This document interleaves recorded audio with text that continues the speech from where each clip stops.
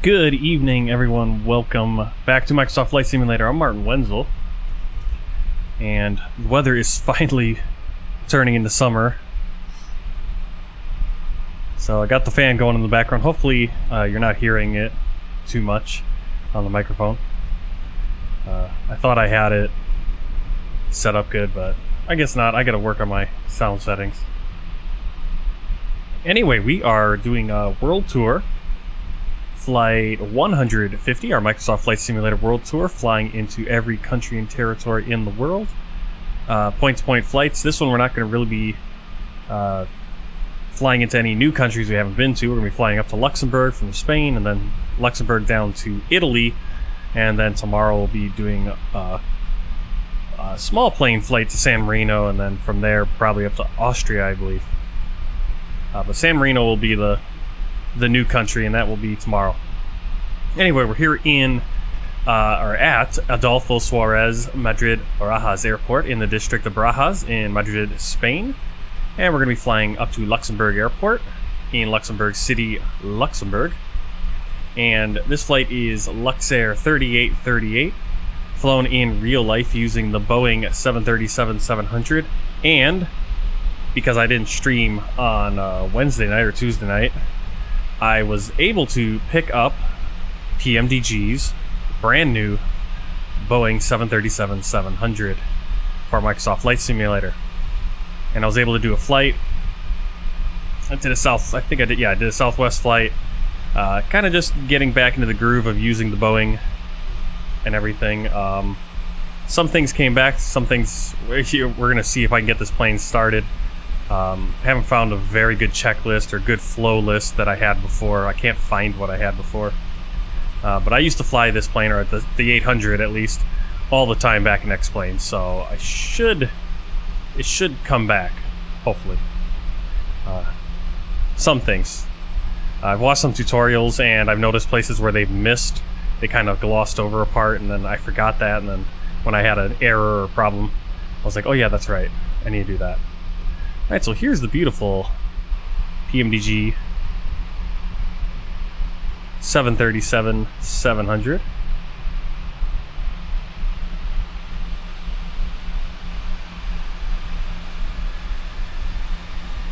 Complete with chocks, which, if you have the Aerosoft CRJs, isn't really anything new.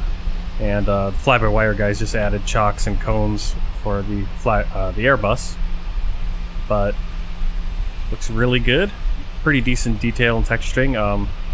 They're going to still be updating that as they go along, making it look better. They just wanted to get it out at this point, I think. And this is the Luxair livery, which I was pleasantly surprised came with right out of the box from the PMDG 737. I wasn't expecting it, and I was thinking, oh well, we're going to still have to fly the Airbus for this flight. But when I installed it, I saw that this livery was available, and was very happy to see it. And I assume it's because basically they just have the liveries for every company that has the 737-700. There's only, I think, 400 of those planes in service, or maybe 1,000. Yeah, 1,000. Only a quarter of as many as the 800. 800 is over 4,000. Alright, so let's get in the plane. And yeah, looks really good. I have to admit, it does not look... It looks different than in X-Plane, to a certain extent. I always flew the Zebo mod. Now, of course, got the seats. Those look, those are very similar. This panel, I feel like there was something more in the middle, but right here, our fire testing stuff. And of course the yokes. But after being in the Airbus so long, you kind of jump back into this. I do have old screenshots from X-Plane. Maybe I'll pull them up later if I can find them. But it is the same plane, so, or it's slightly different because this is the 700. What's nice about it is it's completely modeled as the 700. Like over here, different valves. There's not as many bleeds. Like here, there's only cabin and or cockpit and cabin temperature controls. Whereas in the 800, there's actually 2 controls for there's the front cabin and the back of the cabin. So there's slight differences, and we'll see that. And so again, I flew the 800 all the time, but for the most part, this overhead panel, pretty familiar. So, we're going to try to do this. I have no idea where to start. I don't really have a flow down for what I like to do. So, yeah, where should we start? I mean, there's a short way, there's a long way. Let me pull, I do have some checklists over here.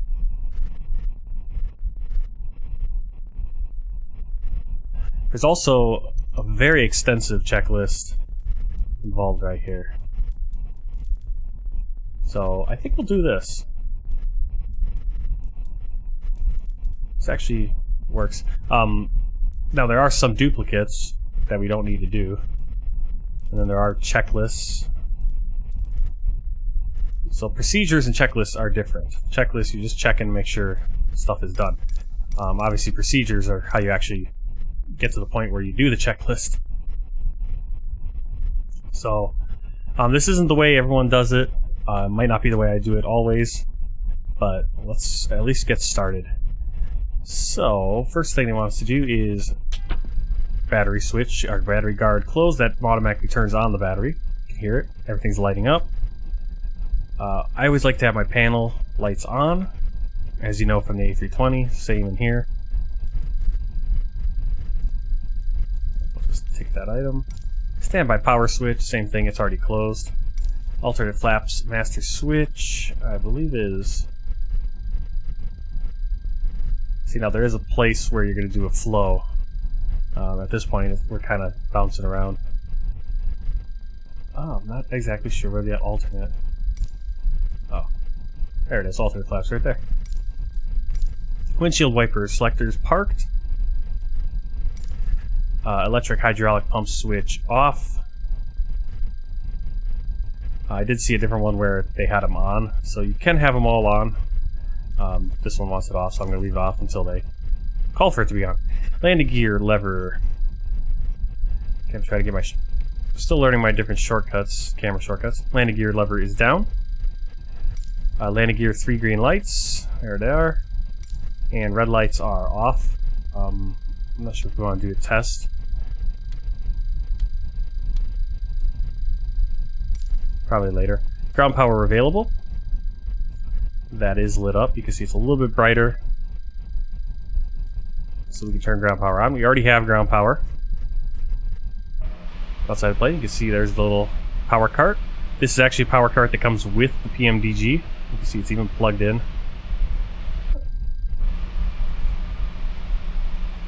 I'll get on the drone. Wrong one. We'll get on the drone camera. I don't know what's going on with the scenery here in Madrid. Everything's kind of being a little finicky. There you go. You can see it's even plugged in right there. Pretty detailed. Alright. Source off lights.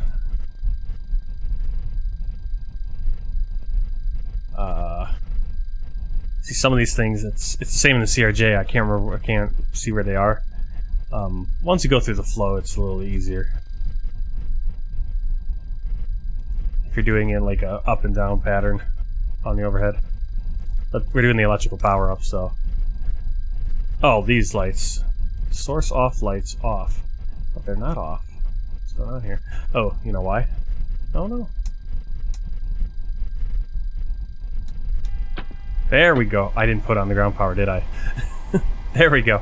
So we actually want to pull that tab. You can hear how it kind of switched over to ground power. The lights went on and off.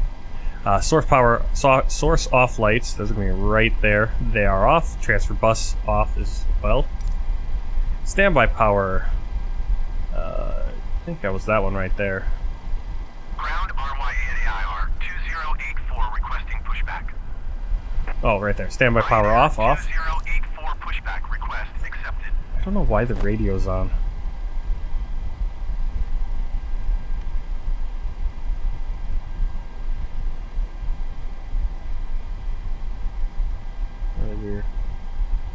Okay. So there's our electrical power up. We'll do the APU at the very end, like right before. You don't want to start the APU too early because then you're burning fuel and you're just burning fuel. So here we go. Preliminary pre-flight procedure. Okay, mode selectors. IRS mode selectors off, then nav. So it's going to be a little bit higher up here. So they're off, and then nav. Now, like what I like to do and what I learned on the Zebo is we do this test. Now, I'm not sure why. Usually when you do this test, you should get numbers up here. And the first time I ever did in this plane, I did get numbers up here.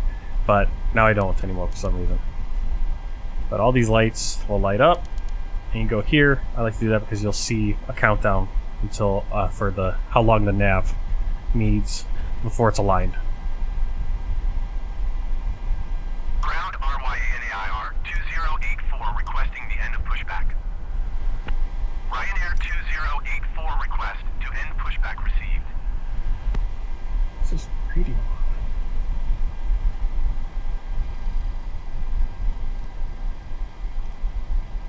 Ground RYANAIR. There we go. Turn that off for now.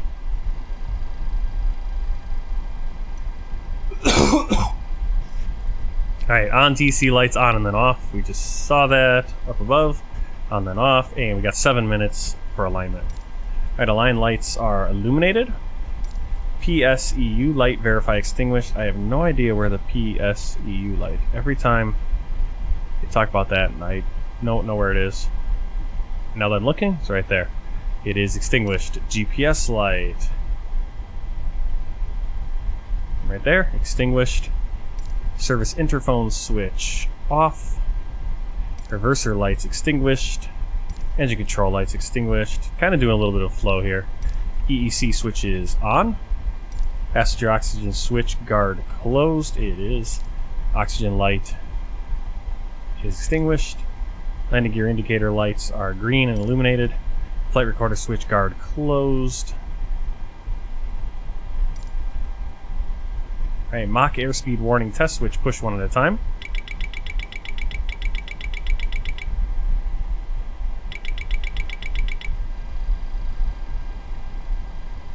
I'm trying to see where we can.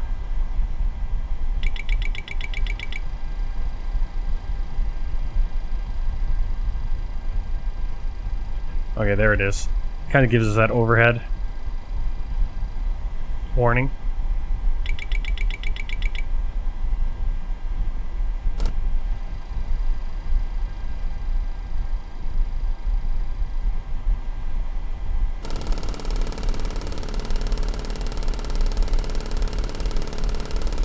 See a stall warning test. Let's do the other one.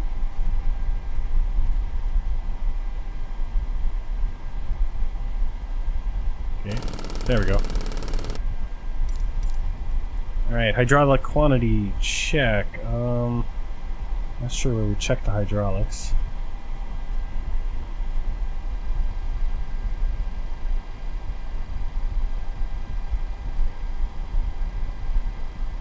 Some of these I don't know exactly where they are yet. Hopefully it doesn't cause us to fall in the sky. Engine oil, I'm not sure exactly where that is at this point. Manual gear extension access door.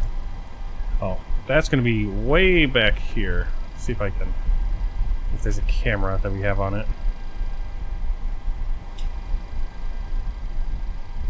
It's going to be right there actually. You can actually even open it and you can do stuff, so it's pretty cool. A lot of things you can actually interact with. Alright, parking brake as needed. We can set the parking brake. We do have the chocks, but we do have pressure, so we'll have the parking brake. CDU pre-flight procedure complete. Alright, so we're going to go overhead. So basically this is going to be a flow. We'll go through the checklist so you can see what we're doing. We're going to start up here. Flight control switches guards closed. They are. Low pressure lights are illuminated. Flight spoiler switches guards closed. Yaw damper light switch is on. Yaw damper light is off. Standby hydraulic low quantity light is off. It's going to be right there.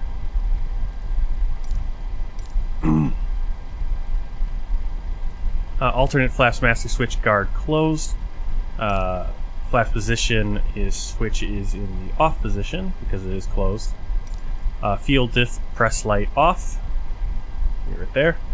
Speed trim fail light off. Yeah, I don't know why those are still on. Hey, Icebird. Now, see, again, I'm not doing it in the right order here. I watched, like, if you watch the tutorials from the guy over at PMDG, he does it a certain way where these lights will be off right now. Now, they aren't, but at some point they will once we do some other things. How are you doing? Auto slap fail light. Yep. I'm trying to think how I did it. I obviously didn't get this detailed when I did it in the Zebo over an X-Plane, and I can't find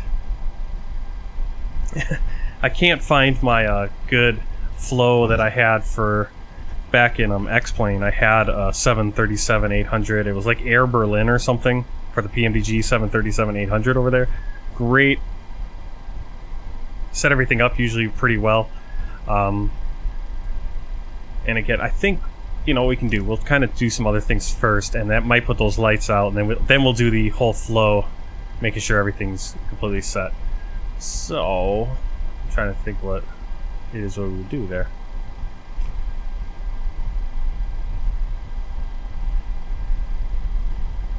Just kind of trying to think what he did.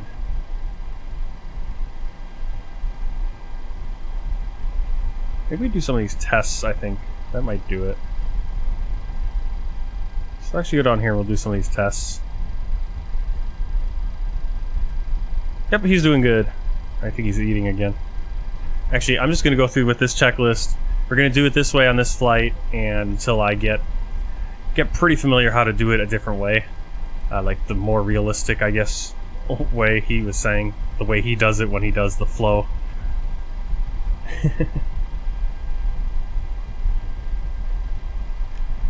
Oh yeah, I'm still... I see a lot of people kind of ragging on the fly-by-wire now, and it's like, why? The fly-by-wire, you know, they're comparing the two and saying, oh, this plane is so much more, you know, it's just so much more mechanical and everything than that fly-by-wire one. It's like, well, no, it's just a different plane.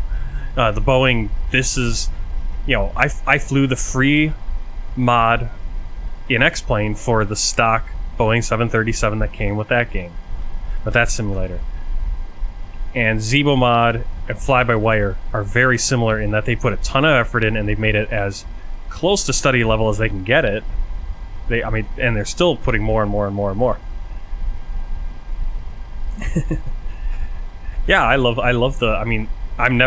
people are like, oh, just get the Phoenix, you know, don't worry, the Phoenix, Airbus, A320 is coming along and, you know, it'll be better. And it's like, well, that's not the issue. A lot of the people, the comparisons people are making are actually not between the quality of a freeware product and a payware. It's between this is an Airbus and this is a Boeing. They're two different planes. It has nothing to actually do. I mean, the fly-by-wire Airbus A320 I've heard is pretty darn good, and is, you know, yeah, does it have every single thing modeled yet? Of course not.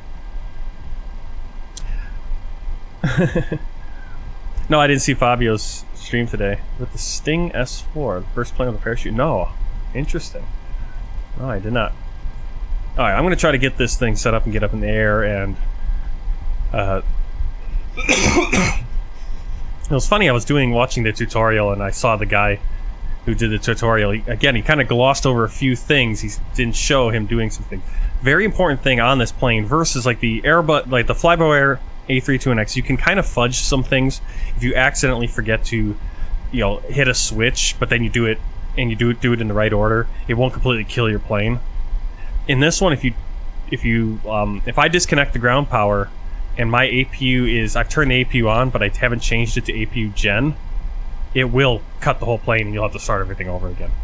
And I did that all the time back in X-Plane. Every once in a while I'd forget something and it would just, what did I do wrong? And it's like, oops, I didn't change one knob somewhere. And I'll get to that as we get there. Vhf Nav Transfer Switch is right there. It's normal, IRS normal, FMC is normal. Those all normal. Source selector is auto. Control panel Select switch is normal. Engine valve closed lights illuminated and dim. Spar valve closed lights illuminated and dim. You can see this one's brighter than these, so they are illuminated, but they are dim. Filter bypass light is off. Crossfeed selector is off.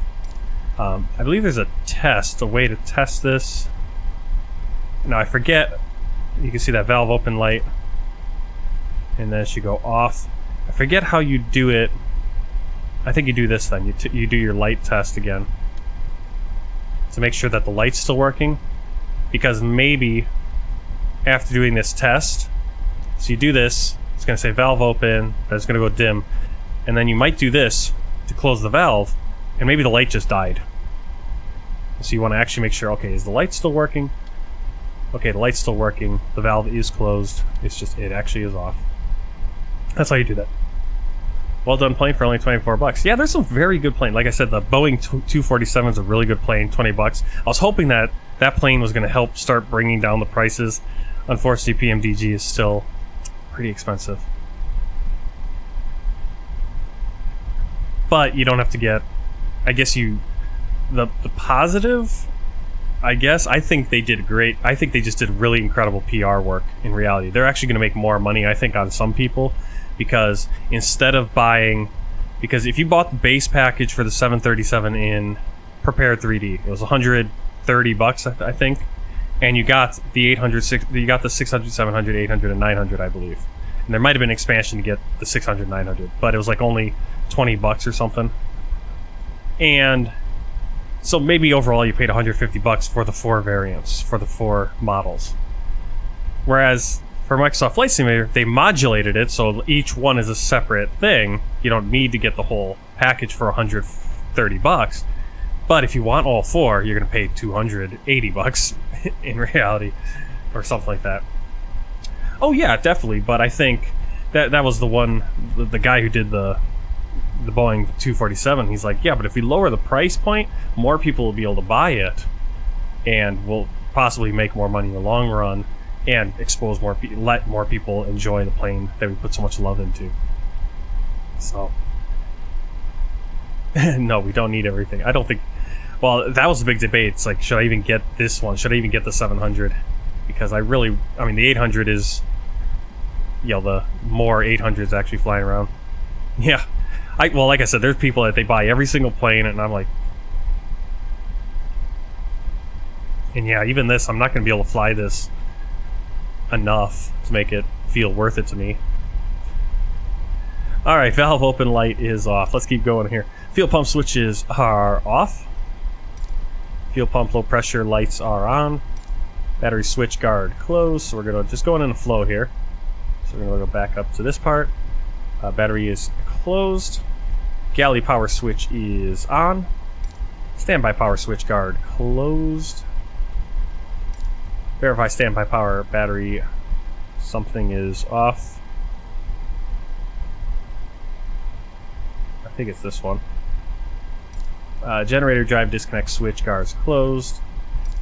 Drive lights illuminated. Bus transfer switch guards closed. That's good right there. Transfer bus off, source off. Those lights are off. They are. Or they're illuminated. Why are they off? Or why should they be illuminated? That's weird. Engines and APU fire switches are in. Overheat detector switches normal.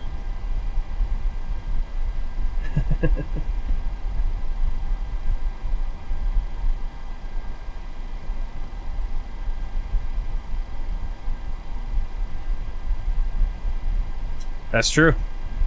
I definitely don't have enough time. What the heck is that? Overheat detector switches. Oh, okay, so this is kind of a weird overhead. It goes overhead, but you actually then go down here.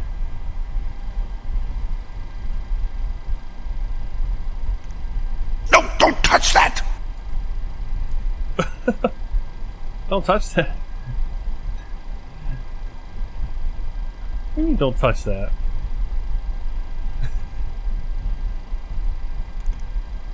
Isn't it supposed to do something there? Oh wait, I'm not supposed to do anything with those. I'm supposed to test them. There we go. Hold fault in up. Hey Mika Hun. Going alright. Trying to remember how to get this plane started. I'm getting a little too detailed probably is the problem. Hey Creepy. Alright, master caution illuminated. Yes, these are all illuminated. Yes, yes, yes, yes, yes. Fire warning bell.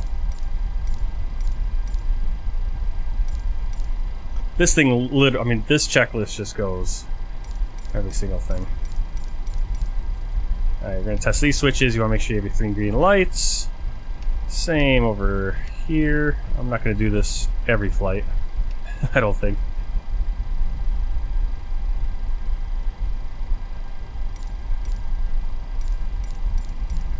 It gets very detailed though because it literally says, okay, do this, then release it. Suitable fuel pumps. Okay, APU start. We're going to do that later.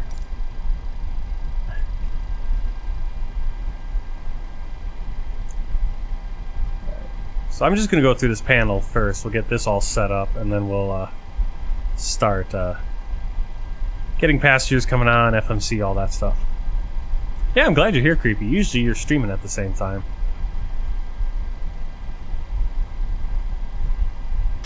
Alright, so emergency exit lights are armed. We'll put the fastest seatbelt signs. We'll put the chime on. Yeah, I'm trying to remember the flow that the guy did on the tutorial. Because I don't have my... I can't find my good flow checklist that I had for X-Plane. I don't have the file anywhere. I can't find it anywhere on the internet anymore, which is weird. Alright, so go in here. Actually, I want to go kind of first set up our plane. Where do I go? So FS actions. Ground services. We don't really need that, but we do need fuel. For some reason we have all this fuel on board. So what I'm going to go is...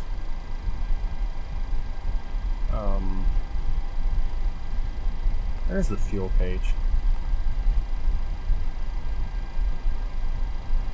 Now I can't remember where things are. Oh, there it is. Fuel page. Okay, we're going to set our fuel to only like 1,000 kilos so that we can actually have the truck come and fuel. Same thing with payload. There actually should be no one on board yet. Forward cargo, aft cargo. I could just set empty like that.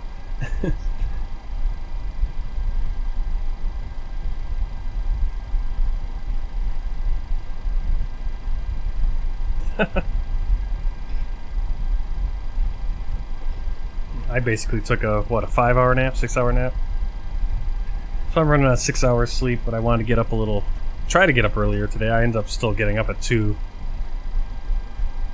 I don't know, I need to switch jobs. I can't do these overnight working. Summer's starting to kick that in. It's like I can't do anything except for in the middle of the night. And everyone else is sleeping then, so. Alright, back to the menu. This is taking forever because I can't remember how to do anything. And there's just way too much cool stuff to fool around with. So we're going to open this door. That's going to be the entrance door.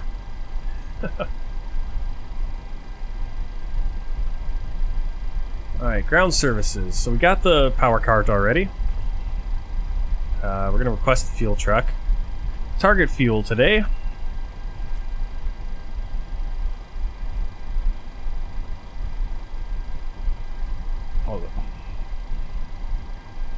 My brain is like melted. So, alright, we need 8,206, so we're gonna go 8,300. Request fuel truck.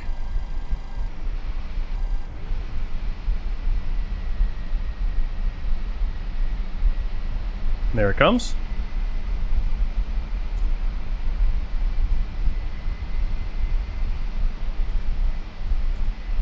And they'll throw the whatchamacallit on the ground. The fuel. What do you call it? Fuel cable. There it is. Fuel hose. What is a cable? It's not a cable. And next page. Alright, we're gonna have those come in. Hey, I don't know. Hello. Alright, we're gonna request the loaders.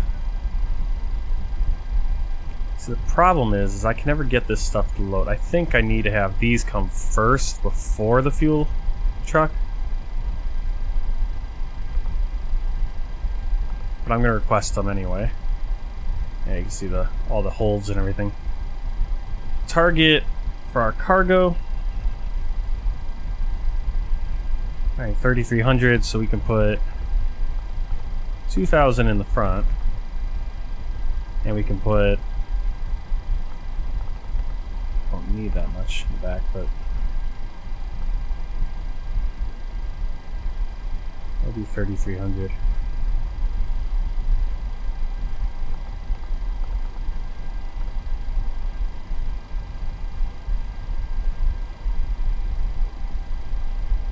Yeah, it's something like that. Well, the forward loader always gets in, but the carts can't get in for some reason. It's really weird. That's what's confusing to me. So you can always get these guys in, but then this cart, it must be because of this, it must be the fueler. He can't get in, and then probably this guy's in the way. So they have to get everything loaded. Alright. We're gonna... deciding if I want to start getting the passengers on right now. Yep, 737 PMDG. I'm gonna go back in to the flight computer and we'll start messing with this. This I know how to do. There's just a lot of extra stuff that I never did in the Zebo mod, so it's kind of tricking me up. Now see, in the... I always did it in the Zebo mod. I always just would copy this one. I know on the tutorial he says go to this next page and copy this. So they are slightly different. There's all kinds of different ones. So maybe I screwed it up. Yep, 730... well, it's 737 for short. As opposed to 738 for the 800. But yep, 700. Alright, I think we go...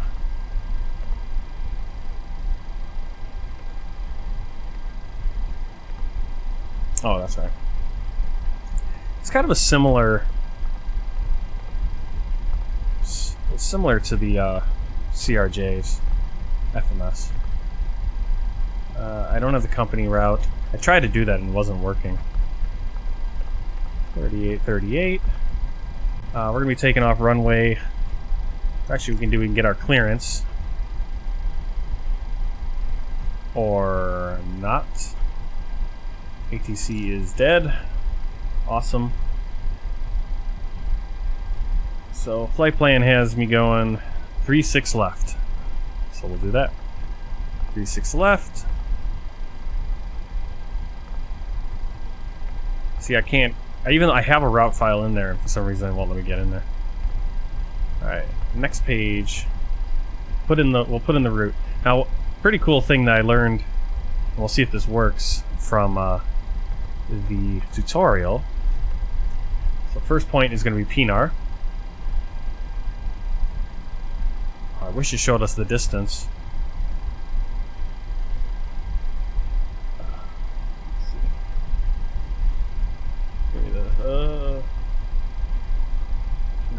Pinar.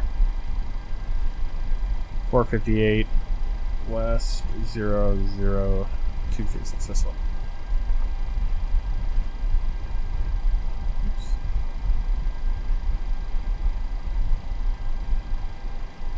Yeah, what I typically do, and I always did, was I would copy this one. Yeah, I would always copy that one. Or whatever was down here, I'd copy that and then put it in. Whatever was sitting down here. Or something. It's just habit that I don't even go to that second page, because I always did that. Alright, first point is Pinar. And let's bring that up for you guys. It's the longest Well, I suppose I did this in the CRJ as well, where it took me a year and a half to get the thing started.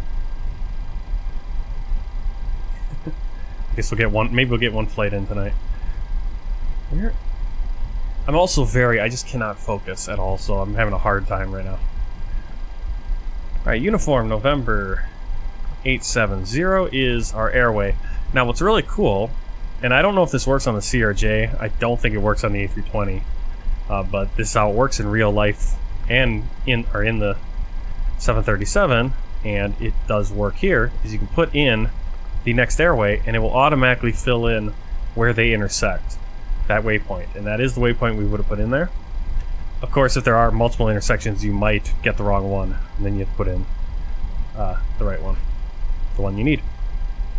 Of course, we're not going to another airway right away, so we'll go to top 2. Direct to VOR Tango Oscar uniform. Toulouse is probably the one, I would guess. It's getting annoying that I have to kind of keep looking. Yeah.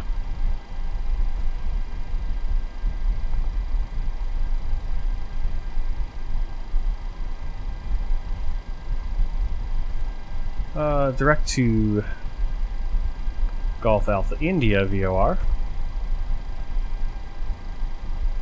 which is... Maybe I should just stay down here in this section and put them in ELLX. How many multiples are we going to have like this? This is getting a little annoying. I know this is one that doing it by SimBrief would have been much helpful. I did not realize this is going to have so many waypoints on it. I've had some long flights. I did some long flights where there's 2 waypoints, and then you get something like this where it's like, okay, we're going to have you stop in every waypoint. And every single VOR, there's multiples now, for some reason. So I have to check to make sure I'm getting the right one. Menda 4436, top one. This is the most frustrating input of a flight plan I've had. Alright, Ninan. Hey, uniform November 871. I want to figure out how to get the SimBrief working. I tried it the other day and I couldn't get the flight plan to load in. Okay, so here's an example. I actually need to take uniform November 871 to the Omasi, not to there, so I'm going to put in Omasi. No, I can't. Great. Okay, you know what he didn't tell me how to do that. Okay. So we can actually... Okay, we can delete. Good. Delete. There we go. So you actually want to kind of look on your charts too. Or you'll have to double back like this.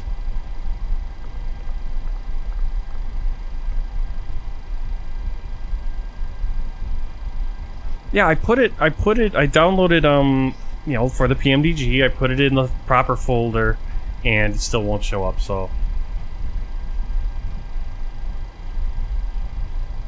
Figure the path. It automatically does if you put it in the right folder, but I don't know.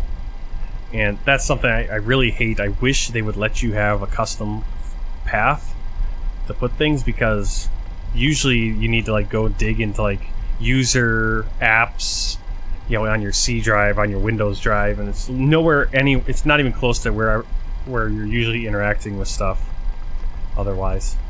So it's just silly. Ixalu. Now you kind of see I kind of got away from doing that little shortcut because it ended up being a long cut. Let's try this. We'll try it one more time. Let's see if it works. Yeah, there we go. And take that to Ekelu, and that will be our flight plan, at least on this end.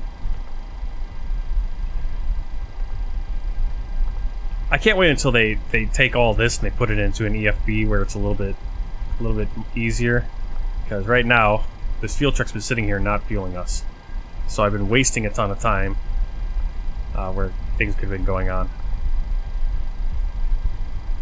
It's kind of hard to keep track of all of it.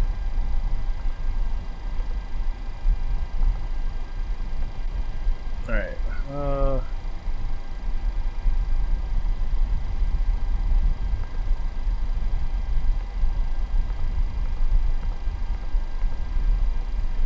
Okay, go departure arrival. We're departing at 36 left. You can see it's already on there. 36 left. Instrument departure is going to be PNAR 3 November. And we'll just hit it. I like to just hit execute all the time. Real life, they don't hit execute until they're finished with everything. But I like to do it, otherwise I forget or I mess something up.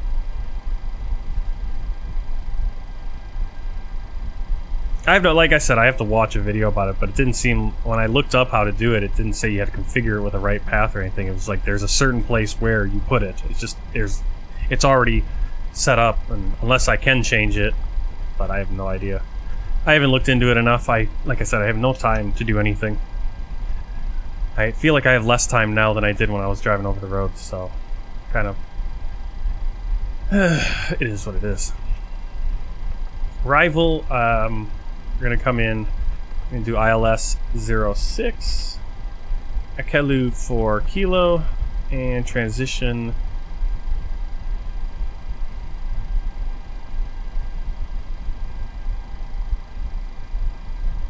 gonna be Delta India Kilo. Execute.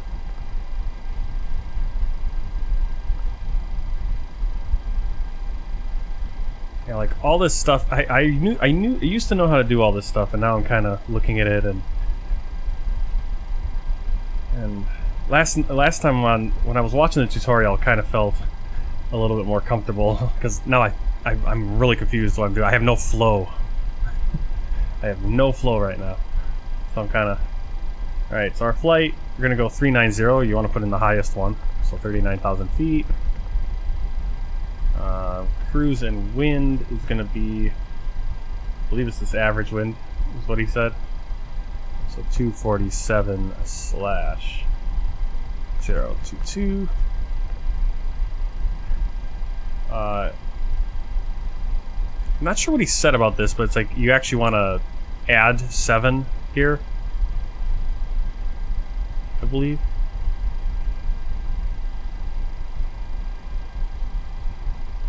I don't remember if he said add 7 or subtract it. Now I'm forgetting. Oh, yeah, you can see I just don't have enough time to spend learning. Now I'm almost regretting buying this plane for that, because it's like I don't have time to learn it well enough. I know I will eventually, but it's kind of embarrassing when you're trying to do it on a stream and you still don't have it down solid. And I feel a little stupid because like I flew this plane all the time and now I can't remember what I used to do. Alright, let's see. 0 fuel weight, 51.1. Reserves for fuel, 2.5, so we'll put 2.7, or we'll put 2.6, I mean. Cost index is 77. We'll do all this stuff, a little bit of this stuff later. I want to get in and start getting the passengers on board. Let's go back into FS Actions.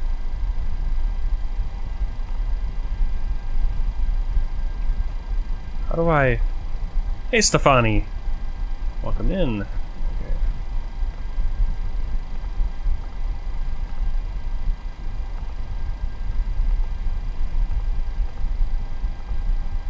Still fueling. Our target passengers, we have today 121 passengers. So I'm going to start boarding.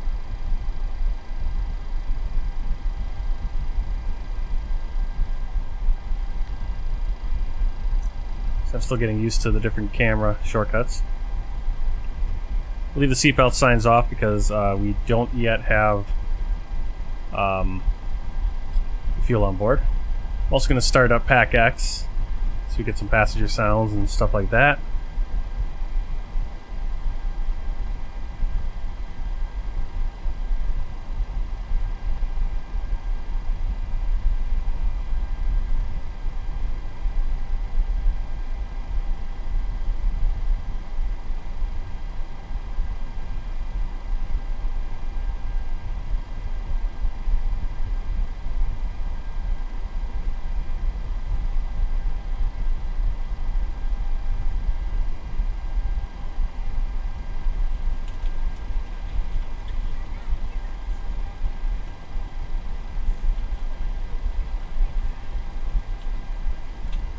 Alright. Ah, happy birthday. It's our neighbor's birthday too. Little girl's birthday. Alright, keep going down the flow here. Gonna make sure... Turn on our window heat. Probe heat. I don't think we don't need probe heat on right now. I think once we get on the runway, or once we're taxiing, we turn it on. Same with anti-ice if we need that, if it's cloudy and we're up there and we're not sure. We can actually have the electrical on like that. This is a maintenance thing, we don't need to test that.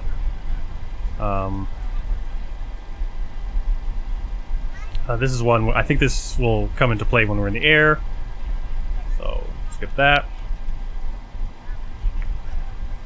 These are our temperatures. We want it to have set to passenger. You can see it's 31 degrees Celsius, so we want to cool that off a little bit. Alright, ram door full open, ram door full open. Those lights are on. Reciprocal fan is auto. We'll turn the packs on. Well, I think we turn the packs on once we have APU, right? Isolation valve is... Man, I should... Let me see, do I have a checklist that shows me this?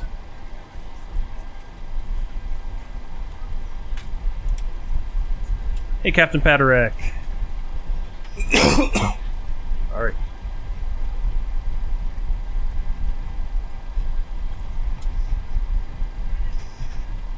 Yeah, I'm having a real hard time because I have no flow down on this plane yet for how to start it up. I mean, I did, and I used to have a great checklist that had a great flow to it, and I don't have it anymore, so that's why I'm kind of a little bit bouncing all over the place and not doing a good job setting this plane up.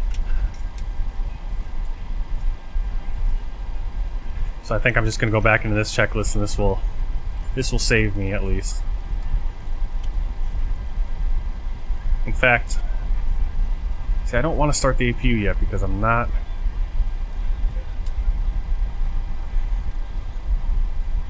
There you go, those lights are out that we had before.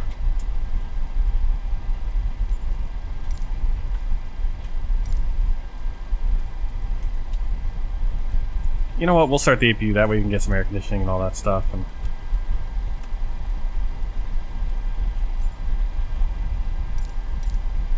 hello, ladies and gentlemen. I would love to welcome you aboard our flight.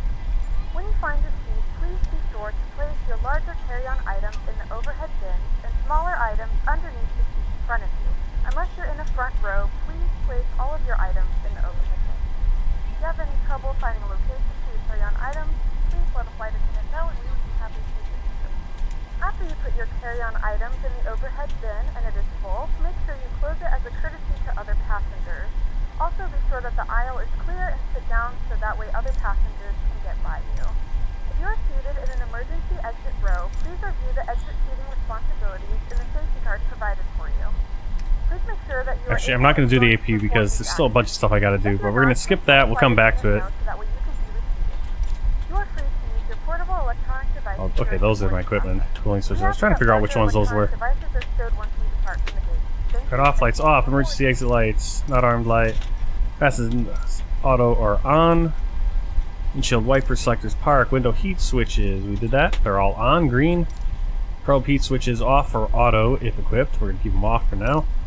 Anti-ice, engine, cowl anti-ice. I don't know where the cowl ones. I don't think we have them on this one. Hydraulic pump switches on. Low pressure lights illuminated. Electrics off. Guess we'll keep those off according to this checklist. Air temperature source. This one.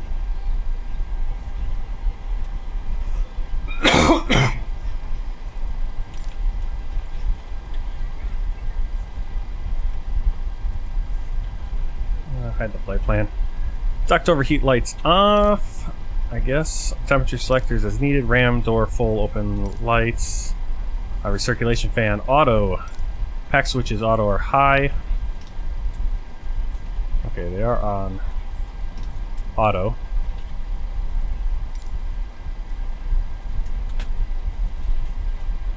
Isolation valve switch. Did I think I need to put the fuel pumps on.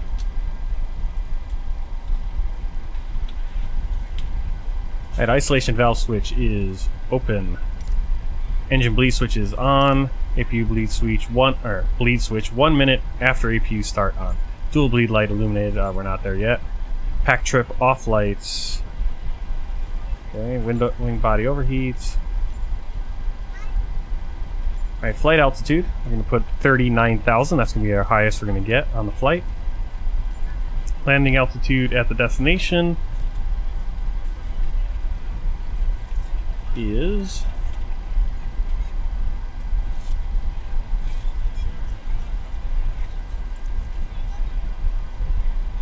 1234. We're ready to go when you are. No, it's not too hard. It's like there's just so much stuff on the checklist. I'm getting bogged down in it. There is a flow, and once I get that, I just need to watch the video again, kind of get it internalized a little bit more. I forgot everything over the last few days. Yeah, once when I was watching it, I'm like, oh yeah, this is da da da da. I know how to do that. All right, pressurization mode auto. That's that. Alternate light and manual light off. Up there.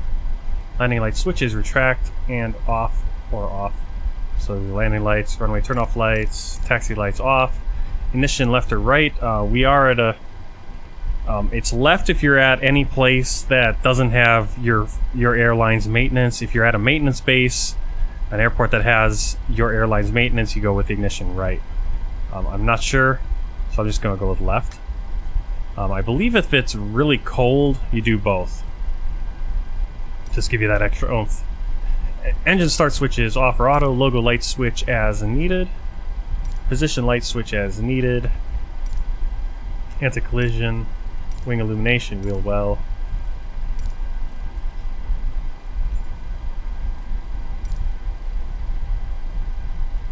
Alright, so I believe our course is...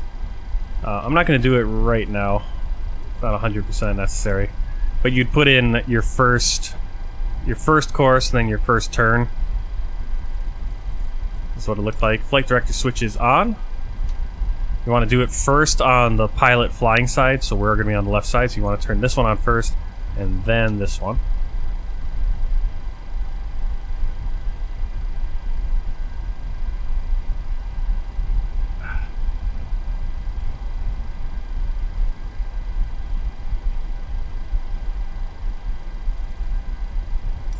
Minimums reference selector radio or baro is on baro right now. Minimum selector set decision height or altitude reference. We'll skip that for now. Flight path vector switch as needed. Meter switch, barometric reference, inches or HPA.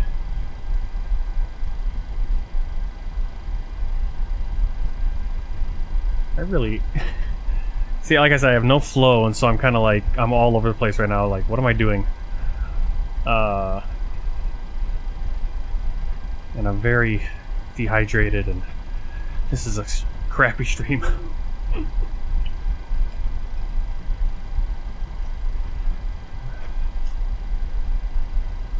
was really looking forward to flying with you guys, though. Getting into this plane, and now I'm doing it, and I have no idea when... I literally don't know what I'm doing right now. Silly. I'm coughing like crazy.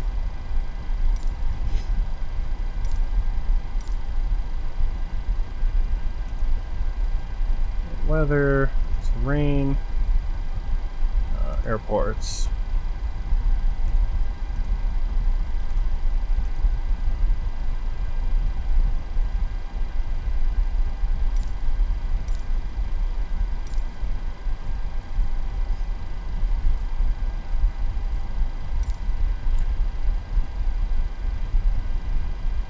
Oh yeah. All right. I want to fly. I want to get going here. This is taking way too long. So what I'm going to do is I'm going to jump over this checklist from British AV Geek. It looks like it's kind of a simplified one. I prefer to. Again, I wish I had the one I had before because I understood the flow of it. These are all kind of little confusing to me the way they're set up. Alright, so... because we haven't even done anything in this panel, and I don't want to forget something, you know? But I think we're just looking at it. I think we're fine. We'll get more into this as we go into the future. I guess that's what I gotta remember. I just gotta get back into doing it. I want our, even though we don't have the weather radar on. Actually shouldn't have it on right now anyway. Giving everyone cancer.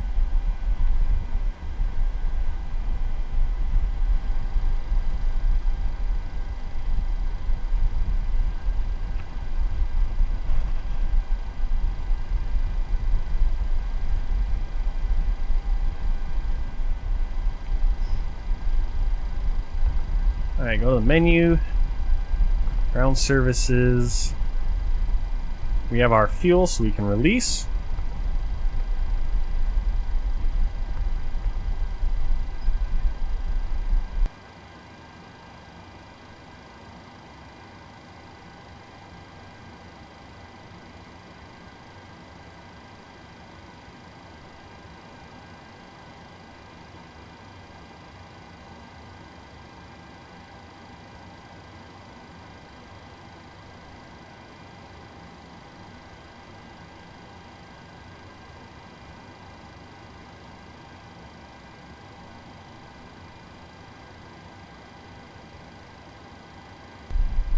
Yeah, you're right, Creepy. It's been, like I said, I have to get used to like where things are, and like when I saw this, I'm like, oh yeah, that's right. This is where your radio is. Here's your nav, and it says right there, nav.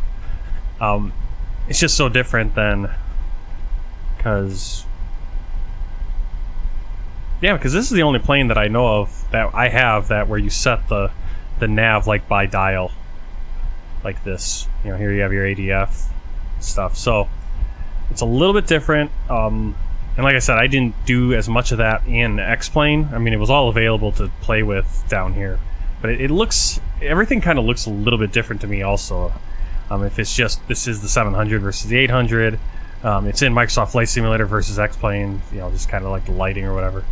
Everything looks a little different. Alright, anyway, I'm going to try to go through this shorter checklist and see if that helps. Or what? See, I'm all over. I don't know what I'm doing. Okay, these guys are arriving, so they're going to load. I think that fuel is in the way, so I'm going to have to remember that in the future. I thought we were going to take off before the sun set. We are way behind schedule. We're already an hour into this. I can't believe that. That's crazy.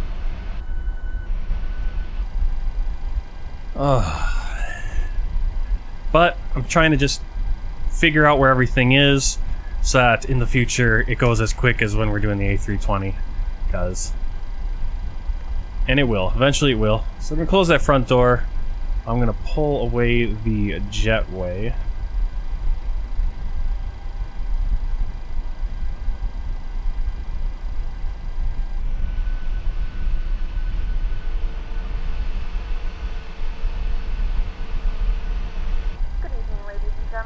Welcome aboard Flight 3838. Our flight time will be roughly 2 hours. And please note the cabin door is now closed. We ask that you make sure that all devices are in airplane mode and your larger devices are now shut down and stowed. If you have not, I'm just going to release these. We're not going to load that. We'll go here in the menu and we'll just put that payload on. Forward cargo, we'll do 1800. Okay. We got our passengers on board. Like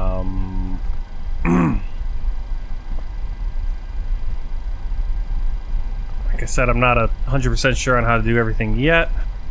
Same thing with this N1 limit. I'm just going to keep it here. I didn't really mess with this stuff too much, as I recall back in X-Plane as well, either.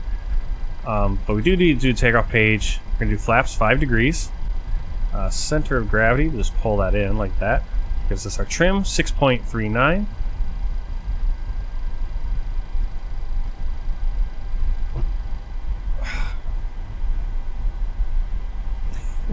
Of course. I was zoomed in and looking at what I wanted to look at, and then I hit the wrong button.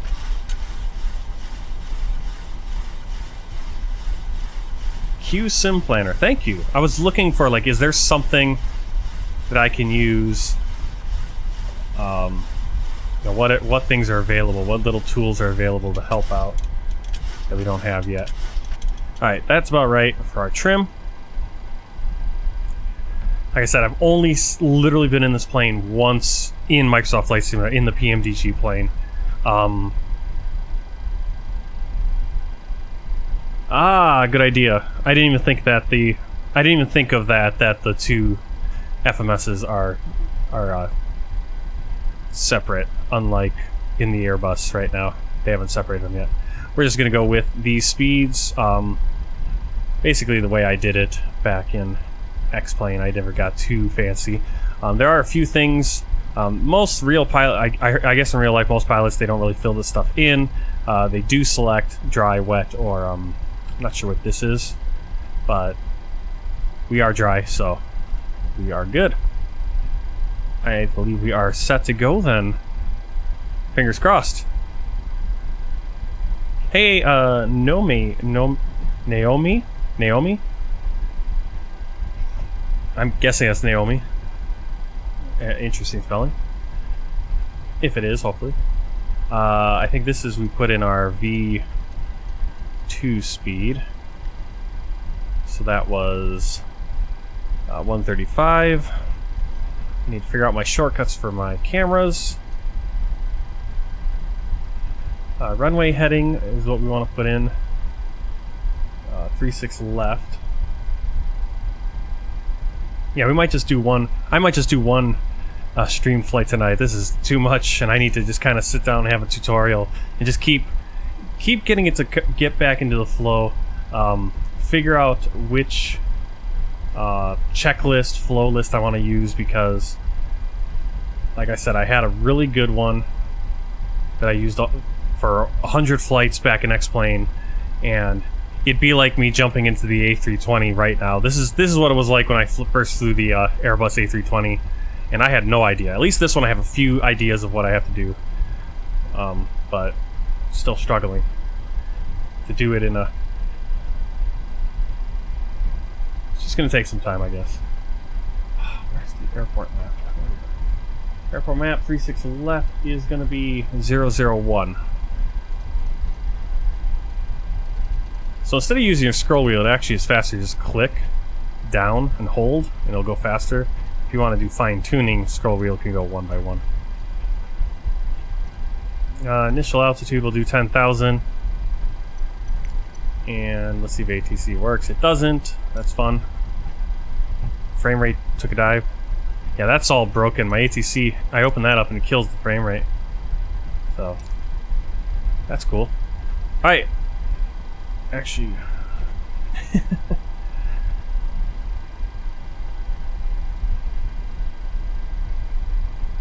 Huh.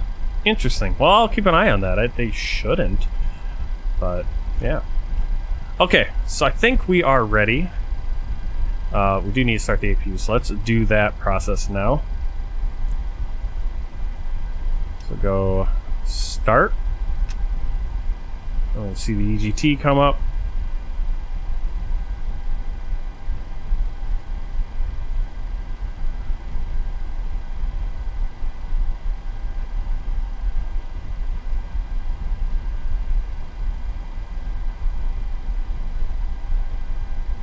Yeah, if you do anything on, let me see. If you were to go, is there a, I know there's a way. Yeah, if you were to go to this page and change something, it's gonna then require you to change this. So if you change it to a wet runway, well, obviously your V-speeds are gonna change, so you're gonna have to reset them all. Alright, so APU, if I am... Okay, they have come up and come down.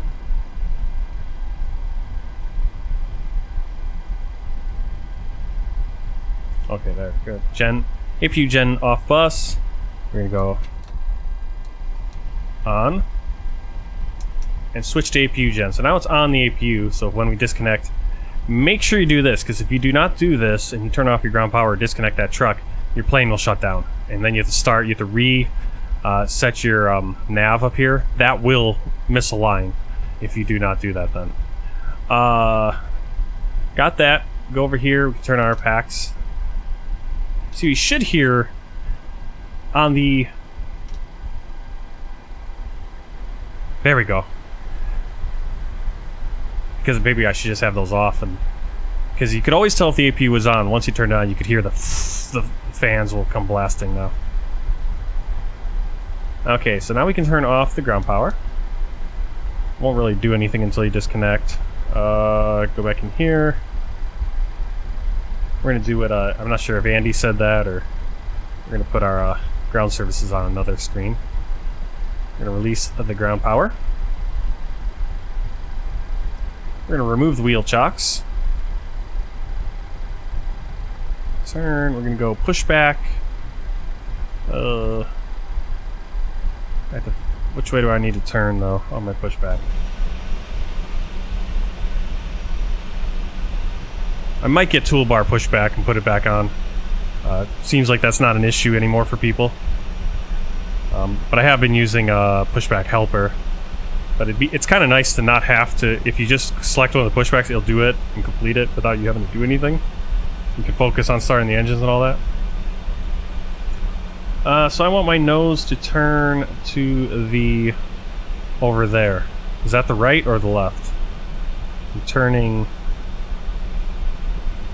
See, that's still confusing to me. Like, which way is the nose turning?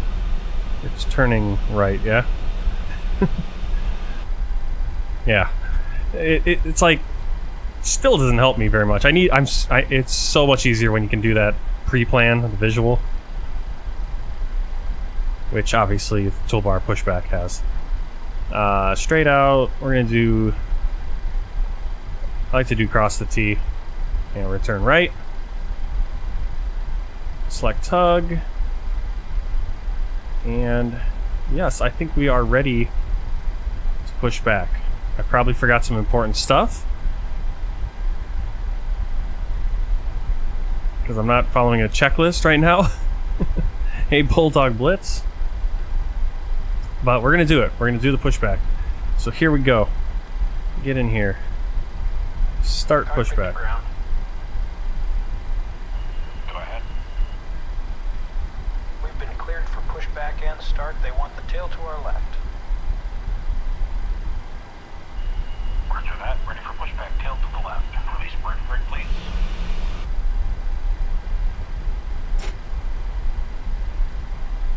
Brakes released.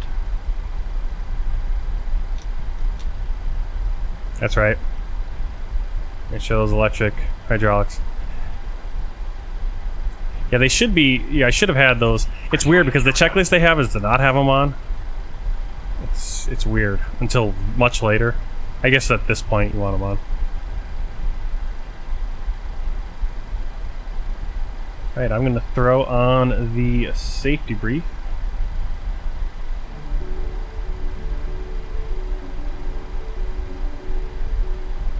Welcome on board this Luxair flight. May we have your attention as we take you on a journey through Luxembourg to show you the safety features on board this aircraft.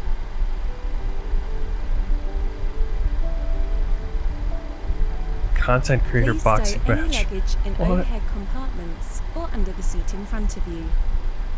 If you are seated next to an emergency exit or in the first row, the floor area... Okay, we're going to turn off our packs clear for because if you takeoff don't, and you landing. can't get the engines to start.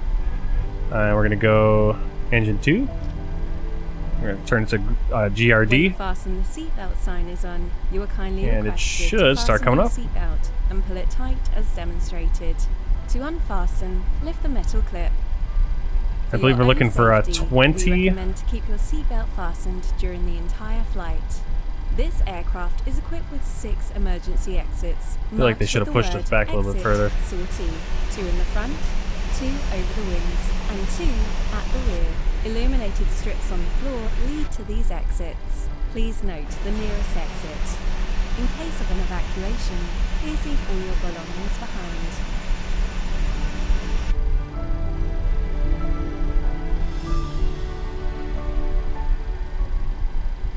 In the unlikely event of loss in cabin pressure, oxygen masks are automatically released from the cabin ceiling. In this event, pull one of the masks towards you to start there it the goes. flow of oxygen.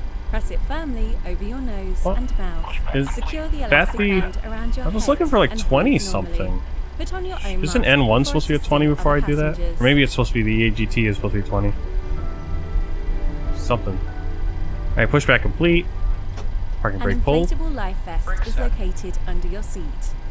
If instructed, remove it from the pouch and slip it over Where's the your N2? head. Oh, the N2's down there. Wrap the strap around your waist.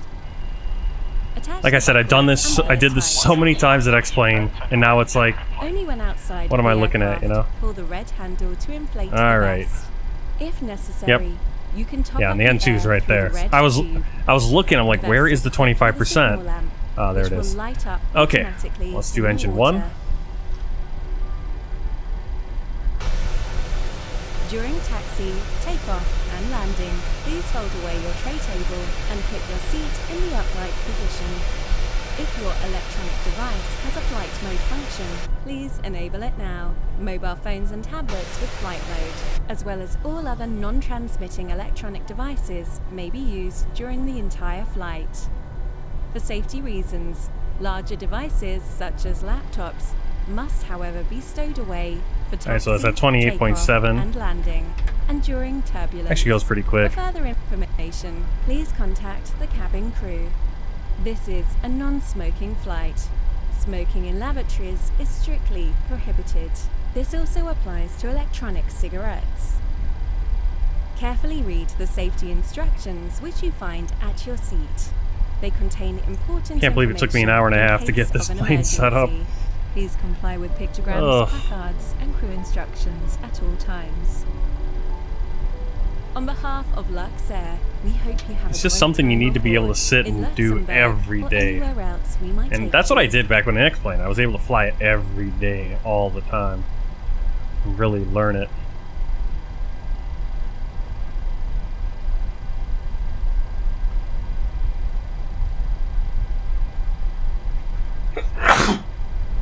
Man. Alright.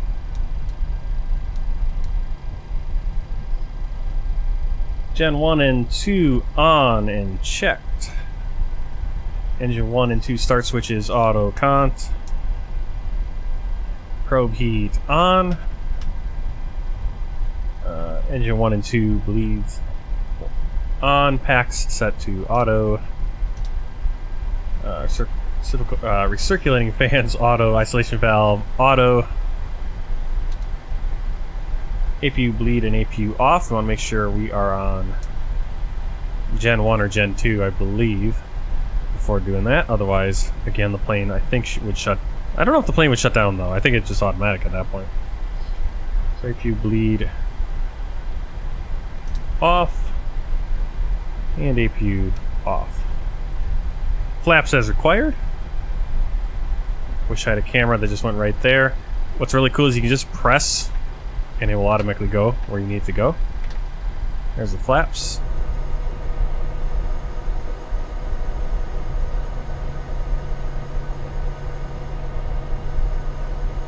Yep, I did that a number of times back in X-Plane, and so again, there's a few things that I did in X-Plane a number of times that when I was working on the when I was watching the tutorial, and he didn't specifically cover those, and then I screwed it up. And then immediately as the screw up, like when the engines weren't coming on because I had the packs still on. I was like, oh yeah, that's right. Gotta have those packs off. But he didn't mention that. And oh yeah, you better turn those packs back on because if you don't, you're gonna have issues. You don't have that altitude set right. You have issues. And little things where if you skip those, especially on a plane like this, it's unforgiving. Like I said, the Airbus, the fly-by-wire Airbus is a lot more forgiving. You can kind of fudge things. Everything works. But it also, if you don't do something right, it doesn't work that accurately.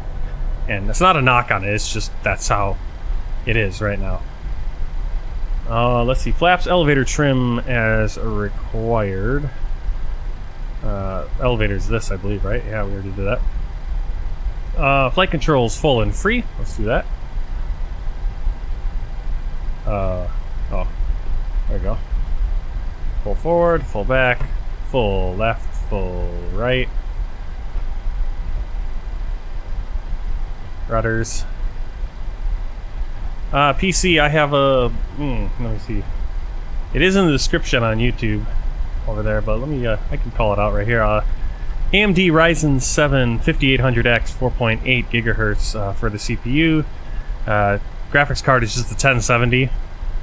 And then 32 gigs of RAM.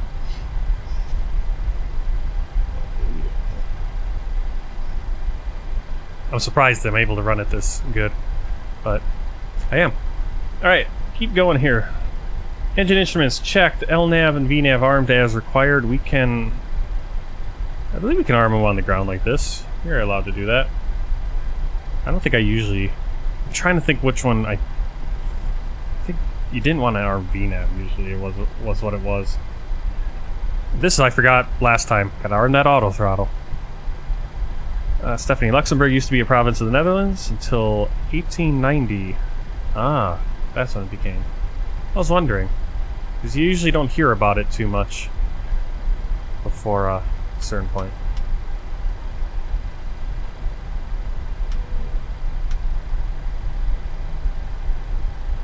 Anti-collision lights on, taxi lights on, auto brake set to RTO. Let's see. Fuel flow, reset then rate, V-speeds check, MC.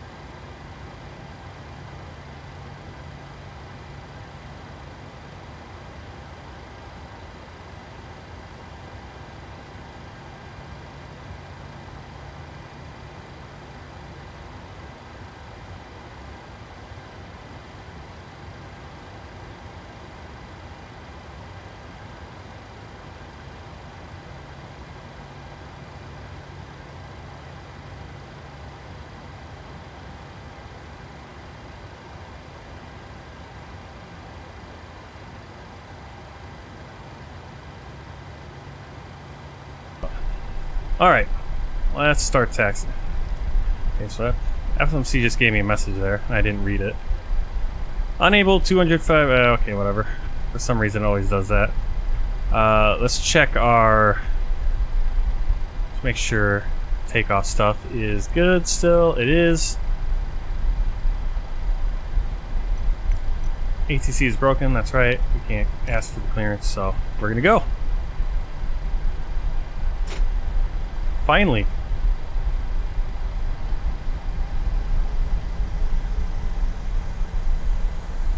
So I was planning on getting 2 flights in today. I don't think we're going to do that. Or if I do, I'll do the second one and I won't be able to have the mic on and the camera on.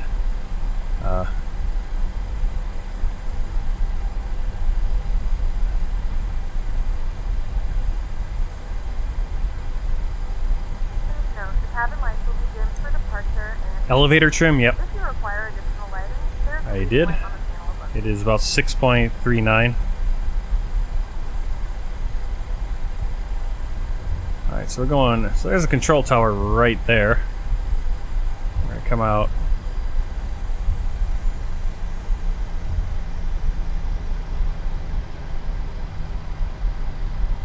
This thing is actually very easy to taxi with the rudder pedals.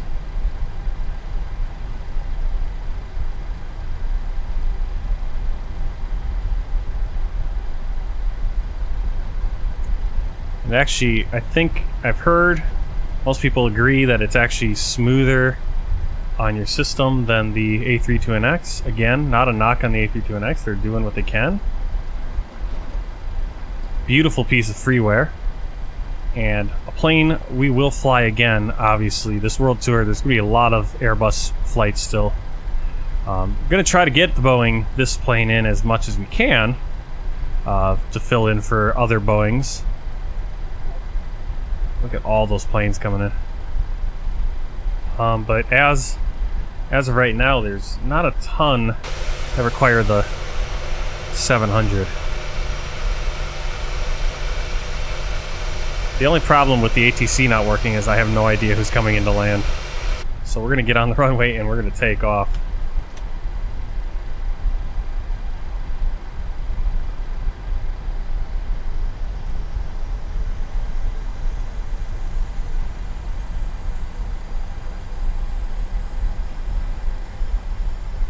Let's see. You know what it might have been? Might have been that. Ground Luxair Tree 838 Yep. with Sierra request taxi for takeoff departure to the north. That's why it wasn't working. Luxair Tree 838 taxi 2 and hold short of runway tree 6 left. Because I switched it off, and then it really breaks it. Doesn't let it work at all. Contact tower on 118.908 when ready. Taxi 2 and hold short runway tree 6 left via taxiway Echo Alpha Golf November Bravo November. Well, now we're on the Luxair runway. Tree 838. Actually, everyone looks like they're coming in on the other two, so we're good. Ground IBER In Mersch? ELLX tree 742. Where's Mersch? Sierra ready to taxi IFR. Ibex first tree 742 taxi 2 and hold short don't of wanna runway take tree off 6 left using taxiway Delta VFR. Romeo Alpha Zulu Romeo Zulu. Barajas Tower Luxair Tree 838 ready for north departure at runway tree 6 left. Luxair Tree 838 QNH 29.97 1018 at tree. Departure to the north approved. Cleared for takeoff runway tree 6 left. Cleared for takeoff runway tree 6 left Luxair Tree 838. Where's my transponder? Oh, there's my transponder. Exit runway when able. I'm gonna have to set up some custom cameras here. Contact ground on Alright, so we should 121.6 tree. typically give me like a 2000. So we'll set our thing to 2000. Tara. Going to 121.6 tree with air tree Alright. 76 tree. I think we are set then. Iberia Tree 205, go around. Where do I start the clock? Oh, I start the clock here. Barajas Tower, Iberia Tree 2551 tree There we miles go. south inbound, ILS Victor runway tree 2 right Alright. approach. Iberia Tree 255 Barajas Tower. QNH 29. Plane just sounds so different, but again, when was the last time I flew the 737? It was back in X-Plane. Runway tree 2 right approach. Easy 60 tree 5, go around. V1 rotate. Cleared ILS Victor runway tree 2 right approach Iberia Tree 255. Landing gear up. Going around Iberia Tree 205. Easy 60 tree 5. Contact Madrid. Approach on 118.755. Good day. Luxair Tree 838. Continue for north departure. Iberia Tree 205. Contact Madrid. Approach on 127.505. Good day. Luxair Tree 838. Leading light airspace frequency change approved. Barajas Tower Luxair Tree 838. Yeah, the plan wasn't to take off so late. We were supposed to take off, Barajas Tower you know, an Luxair hour Tree earlier. 838 frequency So it wasn't going to be as dark. Man, look at all the planes coming into Luxair Tree 838, to Madrid here. 0.5 miles Wow. north of Barajas, 4,900 This is all Alpha Indy Group traffic, though. following. Luxair Tree 838. That is so cool. Mersch is directly north of Luxembourg City. Okay, so we probably, Tree 207 Luxair Tree 838. probably when I flew around Luxembourg in the little, whatever that is, a ZL, probably flew, might have flown over it.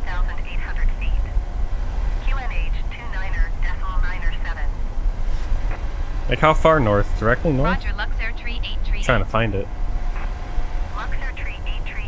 I'll have to throw it in on a map somewhere else. Telephone games. Oh, I'm doing good. Going to 12 tree let's clear our decimal flaps. Luxair Tree 838. Tory John approach Luxair Tree 838 7,400 feet.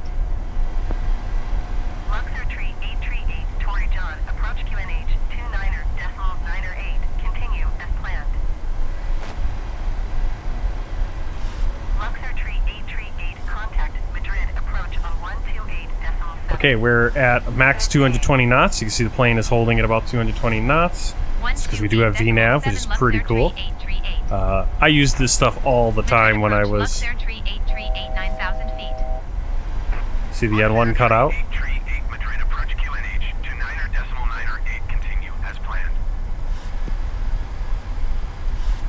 Okay, I'm going to cancel flight following, see if I can get a IFR clearance. Okay, we need to be above 7,000 feet. Let's see if it automatically sets the squawk. Yep, it must because it's changed it.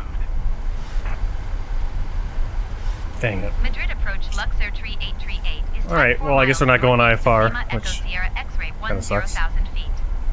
Request flight following. Luxair tree 838 Madrid approach. Okay, so we do need to be above 13,000. Again, right here, this is doing it with the scroll wheel on my mouse. That's how fast it moves. If I just hold, see how much faster it goes. I don't know if that's much faster. But we're going to put in 38,000 feet.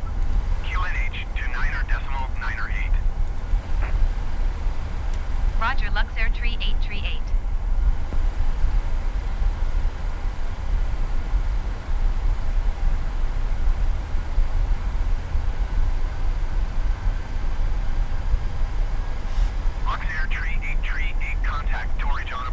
Yep, so I was planning on having a little bit of a night flight here, but we were going to take off and it was going to be, I mean, even 8:30 p.m. takeoff, you can see it's almost probably 9:30 p.m. I'm guessing.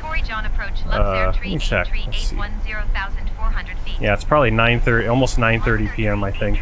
This is 1900 Zulu time. Diagonal northwest, okay. So I was planning on the sun setting as we got towards Luxembourg. It's definitely going to be set, and it's going to be pretty dark on this flight.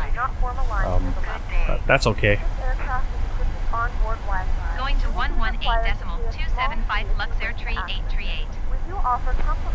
Madrid Center, Luxair tree 838, 12,200 feet. Luxair tree 838 Madrid Center QNH And I'm just going to go auto for the seatbelts. Well, we'll go off. Okay, I was trying to see if there's an interaction between this plane and Pack X. There isn't. It seems like the fly-by-wire is the only one that has that interaction where if I flip off the seatbelt signs, it will actually automatically tell them. Here I have to tell them, actually.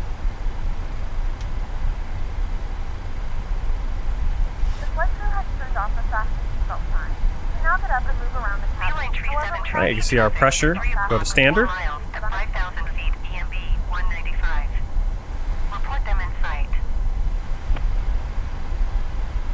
Now I believe, and I didn't do it, but really, the way they do this in real life, and I'm going to go over to the other one, is that when they put in the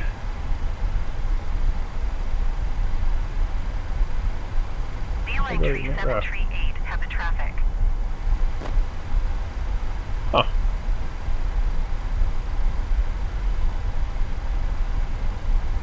Okay, that's weird. When they do the... Let's see. I don't need that. Madrid Center, Luxair tree 838. Request clearance to transition Charlie airspace. Luxair tree 838, Madrid Center. Kind of froze my brain here. I can't remember where it is. It's somewhere. But where you put in the transition altitude, they actually put... Cleared through Charlie airspace, Luxair tree 838.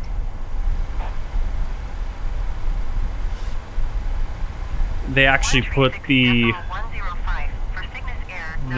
transition altitude plus 100. And the same thing with what, like your initial climb altitude is you put that in plus 100. To remind yourself, at least here if you put that plus 100, to remind yourself you haven't gotten complete clearance yet to take off or whatever it is.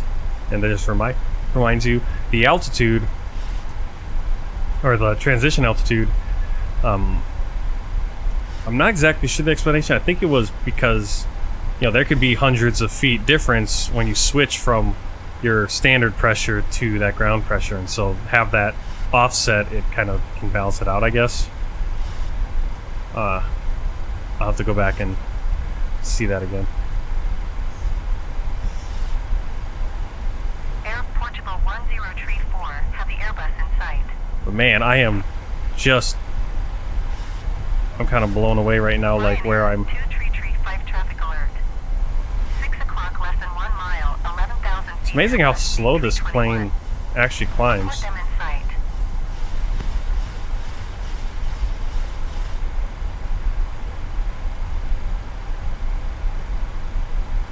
Ryanair 2335, have the traffic. I think it really reminds me of the CRJ in that way. But again, you have to remember that the Airbus is not study level, so there are some situations where it might be a little overpowered.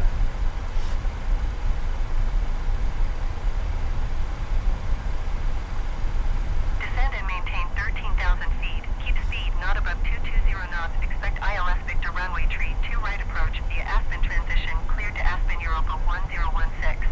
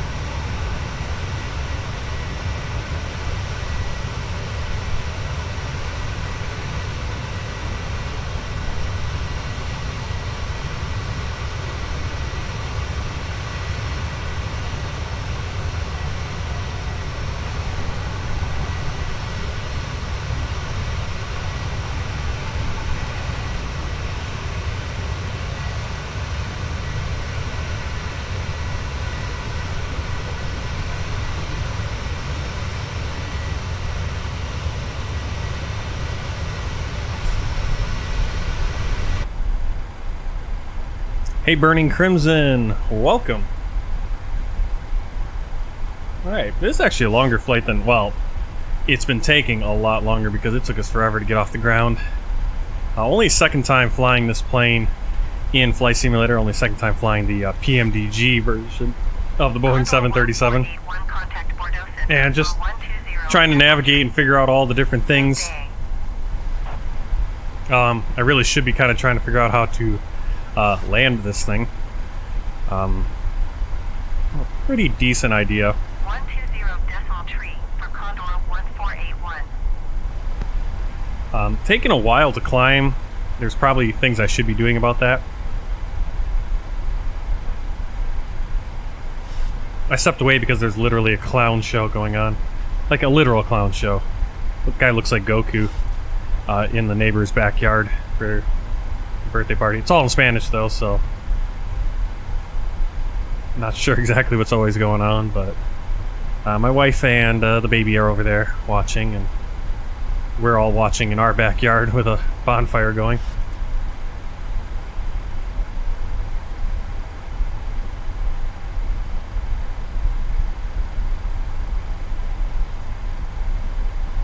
Okay, so what we should have done is, as we were climbing, making sure that this is pressurizing normally. Now it is. See, the pressure is at the 36,000 feet. Now you want to make sure that pressure, I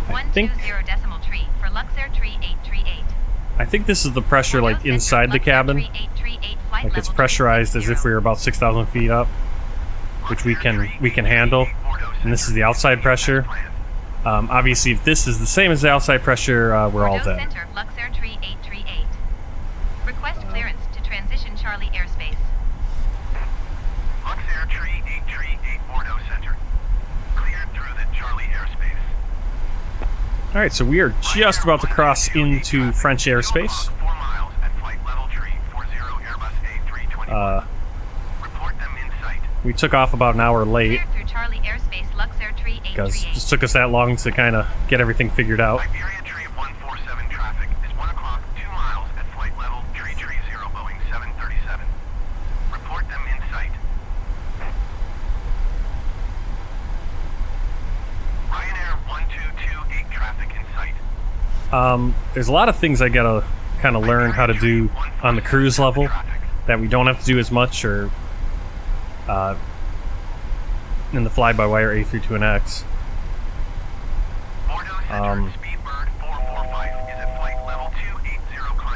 Alright, so we're just about flight level 380, 38,000 feet. What we can do is we can decide if we should fly at a higher flight level, lower flight level. Those are things you look at. Trying to find... Not really going to do that on this, but that is stuff in the future that we can kind of do that adds a little bit more to things you can think about, and pilots do think about when they're cruising. In both the Boeing and the Airbus, it's not just a Boeing 737 thing. You kind of look at the winds. Okay, would this save a little bit of fuel? How much time is that going to, if we went to this altitude, would it save us fuel and time? Would it save us some time but burn a little bit more fuel? Would it burn less fuel but take us a little bit longer? And then you kind of weigh those, and you'll usually find that you're already at the optimal flight level. But there might be a better, things might change, and you might find a better flight level to go at. Alright, so we need to be... Alright, we're going to fly 380 until we get, and then once we get to Menda, or to, once we're en route for, Menda, the VOR, Mike Echo November, we'll climb another 1,000 feet to flight level 390. As we enter into Uniform 871, Uniform November 871, that airway, we're going to descend to flight level 320. Not sure why, but that's what the flight plan has for us.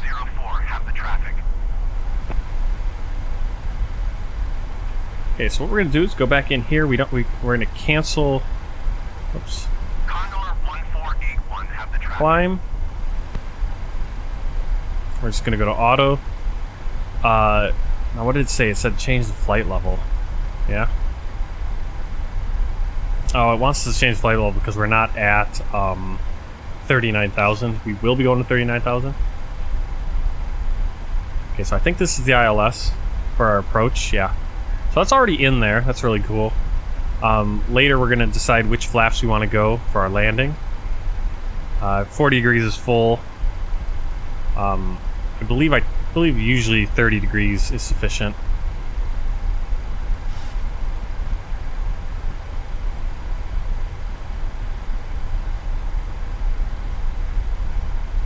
Alright, we're going to put our bank angle at 10 degrees right now on a cruise.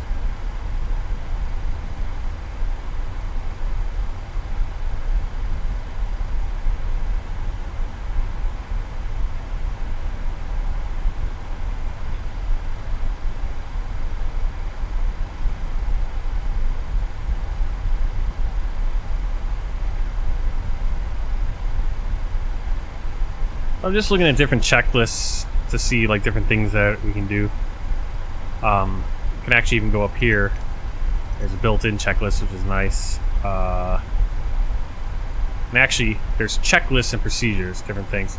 So, for example, after takeoff, you know, we'll do this. Engine bleeds on, packs auto, landing gear up and off, flaps up, no lights. Descent. So once we get to the point where we're going to descent, we're going to check our landing altitude. That's right there, our landing altitude, 12, I think 1234, 1234. Recall checked. I'm not sure. When's that recall? Auto brake is required, landing data, approach briefing. So, not everything has a procedure. So there's a lot of stuff in there you can explore.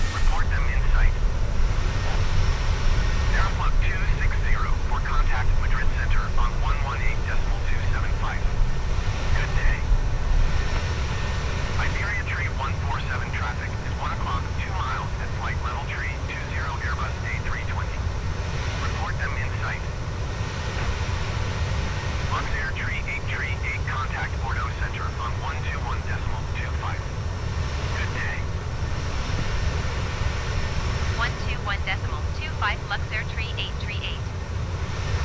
Bordeaux Center, Luxair tree 838, flight level tree 80. Luxair tree 838, Bordeaux Center, continue as planned.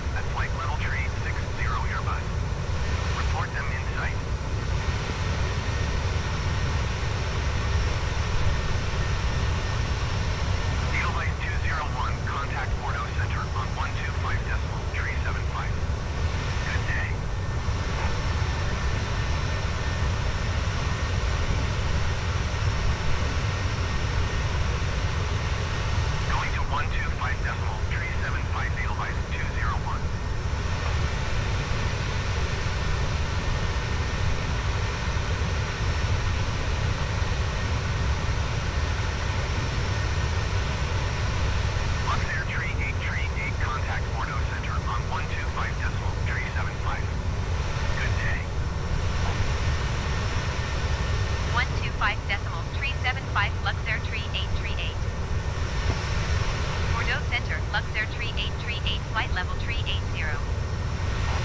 Luxair tree 838 Bordeaux Center. Continue as planned.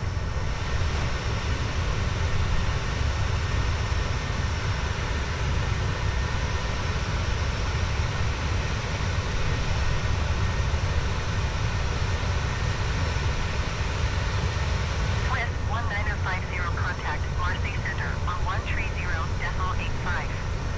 Good day.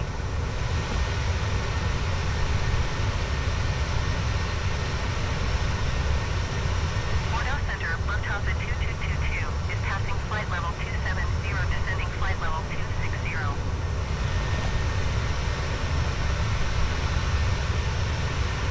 Going to 130.85, Swiss 1950. Alpine 1702 traffic is 7 o'clock 3 miles at flight level tree 80, Bombardier CRJ 1000. Report them in sight.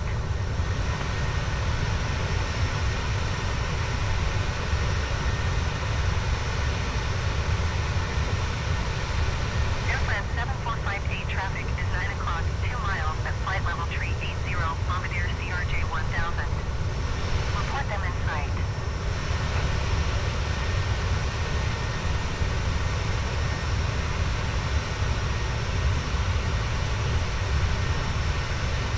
Bordeaux Center Condor 1481, flight level tree 70. Condor 1481 Bordeaux Center, continue as planned.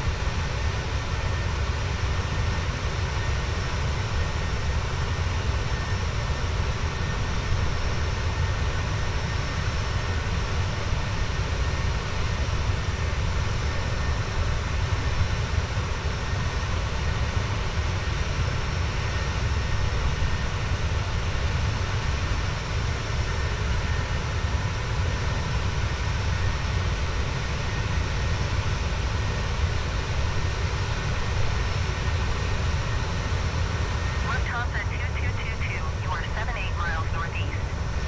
Descend and maintain 16,000 feet. Expect ILS runway 14 left approach via ableist transition.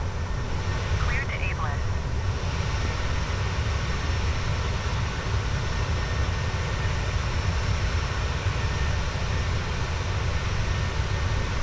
Descend and maintain 5,000 feet. Expect ILS runway 14 left approach via ableist transition. Clear to ableist Lufthansa 2222.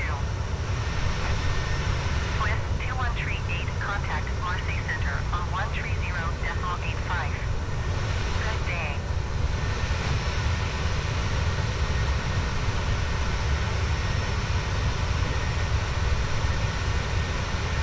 Going to 130.85, Swiss 2138.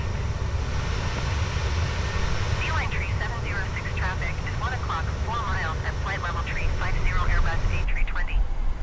Report them in sight. Alpine Yeah, I'm enjoying it. I just need to. 10 o'clock 3 miles I think the at key is flight just level figuring tree out 50 Airbus A319. getting back into the Boeing mindset and how things work, and there's a lot of like all the little nuances. Like we're gonna get to point A to point B here, but yeah, there's a few things I don't remember how to do. Obviously, this being the PMDG, it's a lot more modeled, a little bit more accurate maybe than the Zibo over an X-Plane, which was the freeware mod over there for the default 737 that came with X-Plane. Similar to like how Fly-by-Wire is working on the default Airbus. I came with Misfits flight simulator here. But yeah, you know, kind of fun to, you know, remember, you know, deal with this. You see our pressure, cabin pressure is about 7,500 feet right now, looks like. Or the cabin altitude, the pressure is differential pressure. I don't know what the, like, what that means, diff pressure, but you know, our cabin pressure is as if we're at 7,500 feet. For some reason, the outside pressure has dipped because we're really at 39,000 feet. It should be up here. So I don't know what's going on with the or if that actually isn't the outside. That's just the okay. Oh, okay. So this is probably the outside one. This is the pressure differential. It's a pressure difference of just about 8.5 psi, I guess. That's what that is. And then this is the cabin altitude. And obviously, if our little needle here was at 40,000 or 39,000, we'd be in trouble. So, now I have had situations, even in X-Plane, where whoops, things weren't working. And I actually did have to switch to manual or something. I can't remember exactly what I had to do, but yeah. Yeah, once I get the flow back, or if I can find that checklist that I used to be able to do, I mean, if you watch me start at the A320 and I'm not getting distracted, I can go boom, boom, boom, boom, boom, get it started. I used to be able to do that in the 737 and the Zebo mod. Yeah, I would just go up here, override panel, bop, bop, bop, bop, bop, bop, all the way through, you know, all these valves and stuff. 130.85 Luxair tree 838. On occasion, forget to turn the packs off to try to start the engine. Flight level 390. Yep, exactly. It's like, it's, I feel like the difference going into the 737 for me is that I did fly it over 100 flights over an X-Plane. And so coming, like, I literally did my world tour in X-Plane. I think I did 80 flights. I got to flight 80 on my world tour in X-Plane. I went from New Zealand, got all the way to Egypt, to Cairo, Egypt. That was flight 80. Every single flight I did was in the Boeing 737-800, the Zebo mod, in X-Plane. I never flew a different plane in that sim. So every flight I ever did was in that plane, so I probably did well over 100 flights. And so by the end, I knew it pretty well.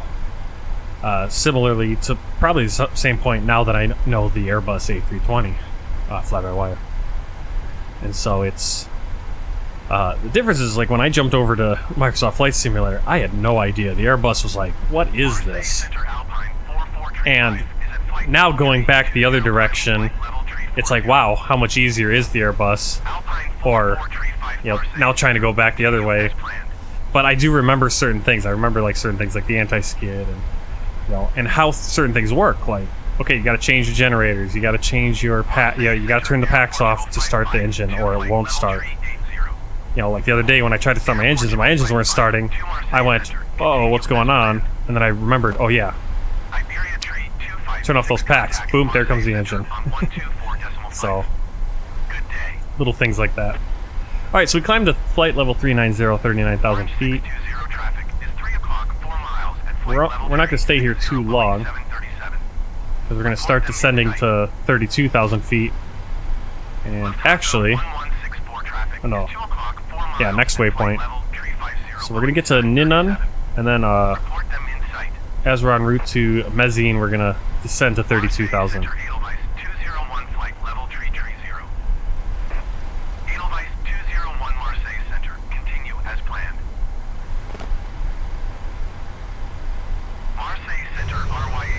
I do like the drone cameras they have with it, these nice set drone cameras, because the problem with our...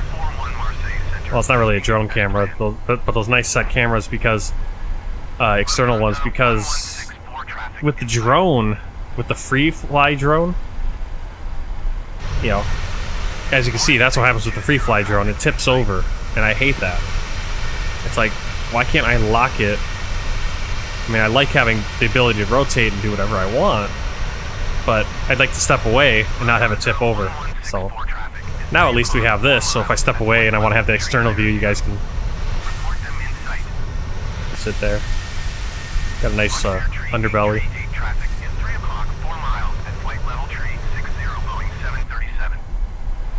We do have a full moon, so we're not completely dark. Luxair tree 8 traffic in sight. Starting to see the mountains, looks like, ahead of us. Lufthansa 1164 traffic. Not sure what those are. Probably the Alps in Switzerland.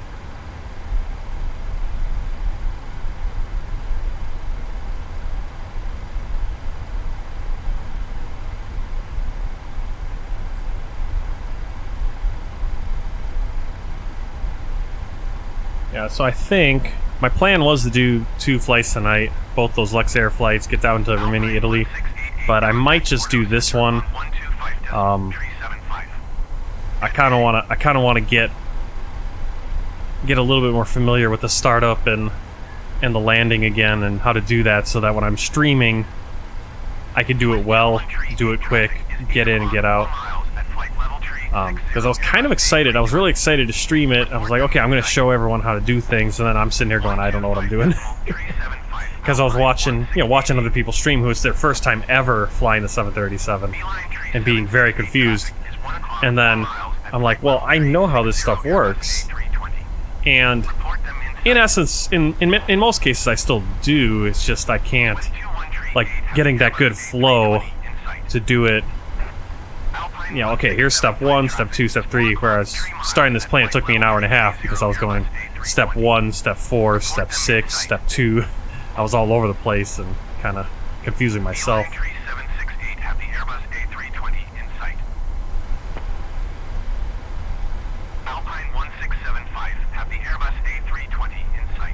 Some of that floodlight on. Alpine 1675 traffic is 9 o'clock, 4 miles at flight level tree 20 Airbus A320. Report them in sight.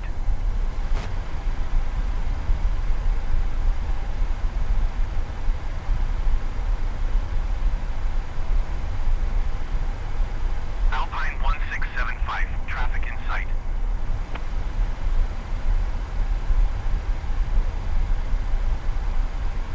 I typically don't fly too much at night. I mean, in sim. But it is cool. I mean, I'm not against the night flying. I'm always afraid people are going to be kind of bored by the scenery because you can't really see anything, despite the fact you can see the lights, and I do think it's pretty cool. But I just like to see the trees and the cities and stuff in the daytime. But the thing is, I see so many people. It seems every time I watch them, the only flights they're doing are night flights. And I don't know if it's because they're doing live time flights, and wherever they are in the world, it's always night. It's either night when they're streaming and they're flying live time, or everywhere they're flying live time and they're always the destination arrival is always in a place where it's night. So what I typically do is when I schedule my flights, I find real life flights, and I try to do like an early morning kind of flight. You know, I go off of what the real life schedule is. If there's multiple, I'll try to go, you know, if I have multiple options. If my last flight ended in the night, I'll try to do like either an early morning or an afternoon flight, just full sun or whatever. Because I want to be able to see the scenery both. I would love to fly into a place at night and fly out during the day, or vice versa. The problem with flying out at night is that you end up with the whole flight being a night flight. So that's why I try to do, like, sometimes early morning works better, where you can like do like a 4 o'clock in the morning takeoff or something, and then the sun comes up.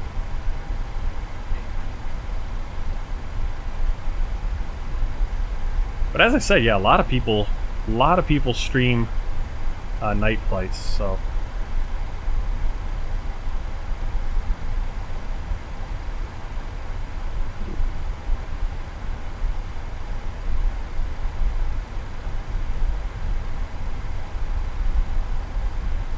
Yeah, I think we're just going to do this one flight because it's already 10 o'clock when I typically would already have my second flight started.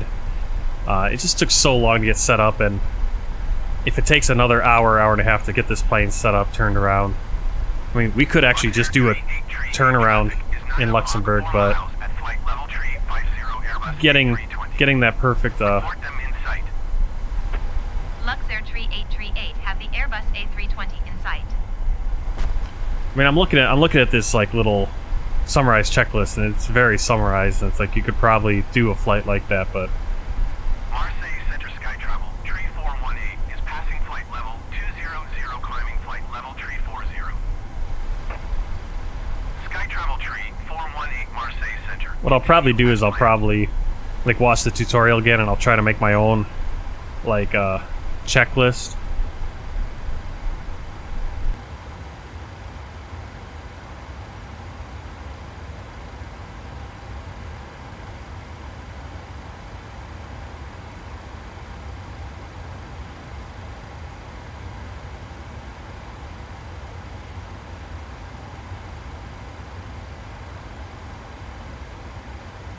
Marseille Center Topswiss 1436 is passing flight level tree 70, climbing flight level tree 90. Topswiss 1418 contact Marseille Center on 124.5. Good day.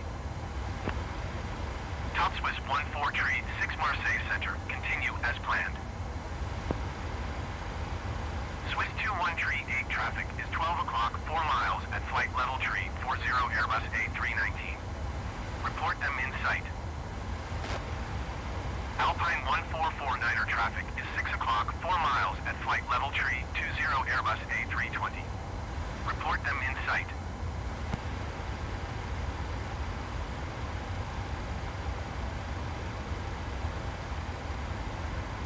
Swiss 21 tree 8 have the traffic.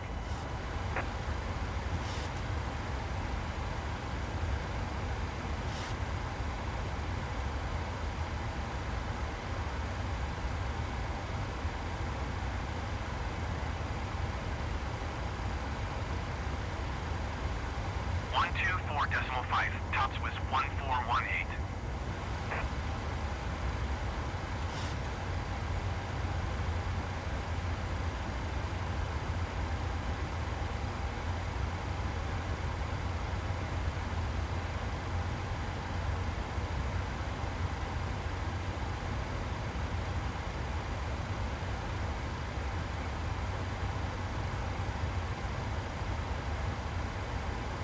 Luxair tree 8, you are leaving my airspace. Resume own navigation. Contact Marseille Center on 124.5. Good day. 124.5 for Luxair Tree 838. Marseille Center, Luxair Tree 838, flight level Tree 80. Luxair Tree 838, Marseille Center. Continue as planned.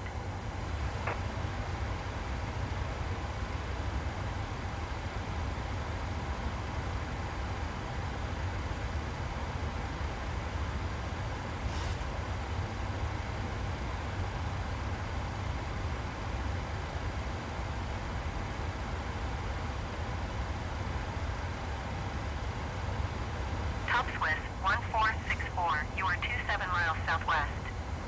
Descend and maintain 9,000 feet. Keep speed not above 220 knots. Expect ILS runway 04 approach via Indies transition. Clear to Indies.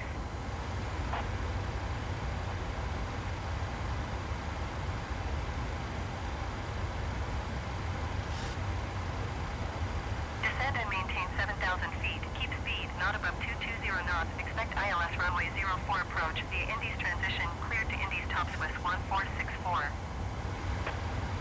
Corsica 779er, contact Marseille Center on 120.85.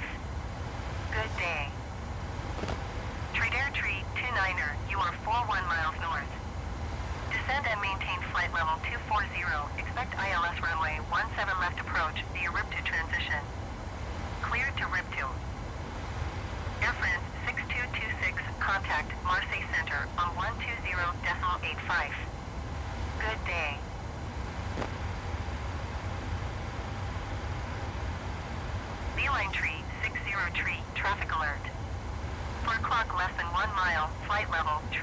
Airbus A320. Report them in sight.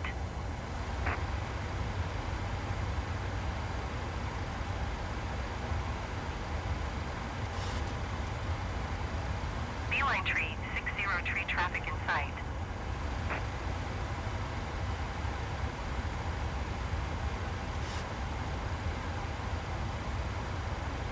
Marseille Center, NOSHUTTLE 5374 is passing flight level tree 60 climbing flight level tree 80. North Shuttle 5374 Marseille Center, continue as planned.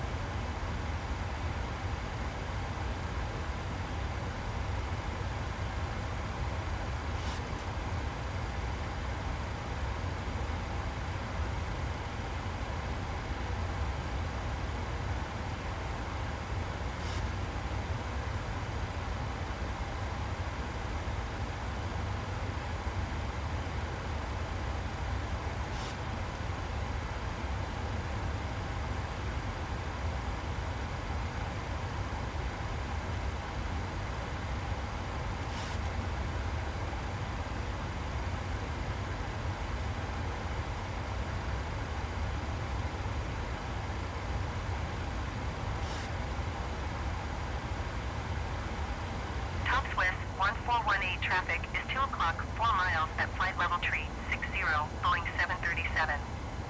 Report them in sight. Top Swiss 1464, you are 17 miles southwest of Geneva. Contact Geneva Tower on 119.905 when inbound on the approach. Alpine 5817, contact Marseille Center on 120.85. Good day. Tower on 119.905, Top Swiss 1464. Going to 120.85, Alpine 5817. Top Swiss 1418, have the Boeing 737 in sight. Beeline tree 60 tree traffic is 8 o'clock 3 miles at flight level tree 90 Airbus A320.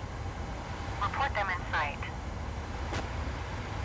Beeline tree 60 tree traffic is 11 o'clock 4 miles at flight level tree 60 Boeing 737. Report them in sight. Ryanair 5456 traffic is 4 o'clock 3 miles at flight level tree 70 Airbus A319. Report them in sight.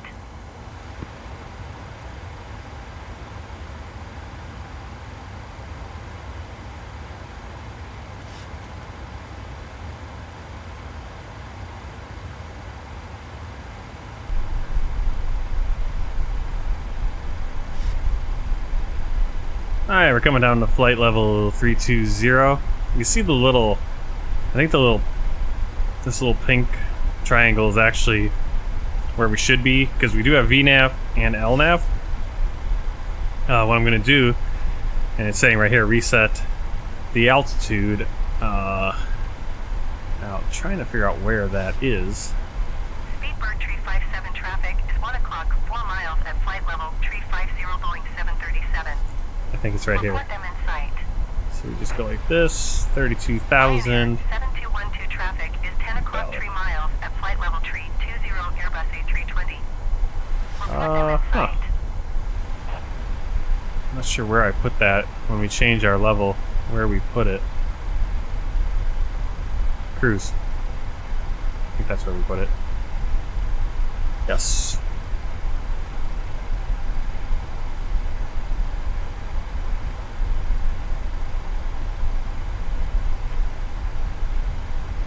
Alright, so you can see we're coming up on got the Alps. Coming up on Switzerland.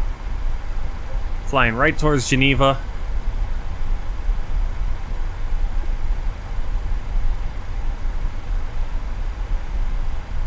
Yeah, not a direct route. We're going to kind of fly over Switzerland and then kind of come up the border. We're going to go almost to the eastern border of France and then between France and Germany, and then kind of cut back in a northwest direction.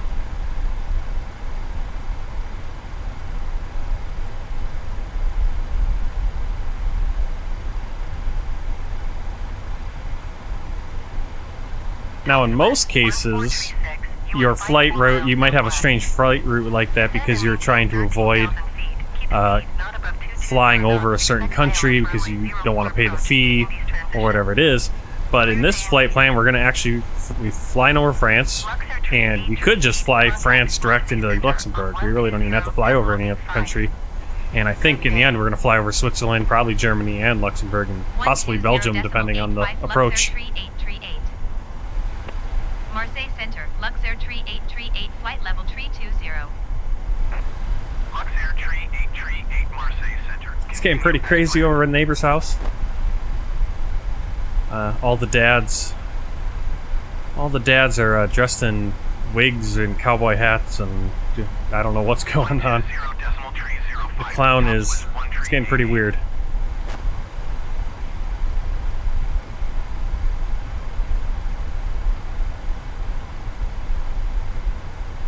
Well, it's a birthday party for their. Is passing 14,100 feet, descending 7,000 feet. Top Swiss 1388 Marseille, center QNH tree 0.09er. Continue to Indies as planned. Air France 642 heavy traffic is 10 o'clock, 4 miles at flight level tree 20 Airbus A321. Report them in sight.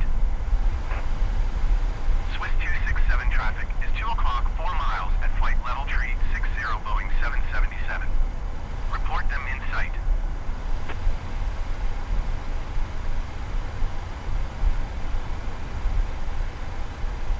Okay, I'm looking at my flight plan. If we make our turns, man,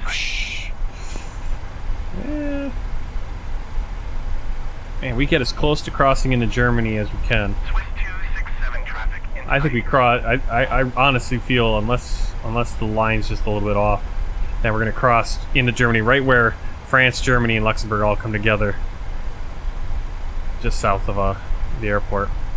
It's really weird.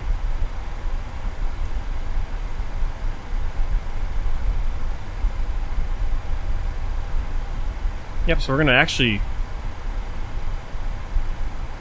on our approach, we're actually gonna fly basically perpendicular with the runway. We're gonna cross over the airport at almost a 90-degree angle, and then we're gonna turn back around and do this kind of hook thing back in. Calling 625 to Marseille Center. Continue as planned.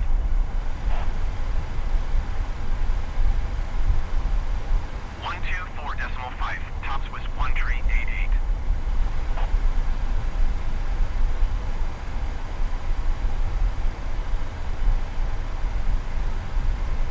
We're gonna go down here to the radio panel. I'm gonna put in some nav. I don't believe we need to have the ILS in here. I could be wrong. So I'm going to put it in standby just in case. So we're going to have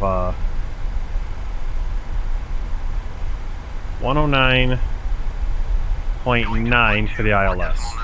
I'm not 100% sure I need it, but I'm going to have it in there.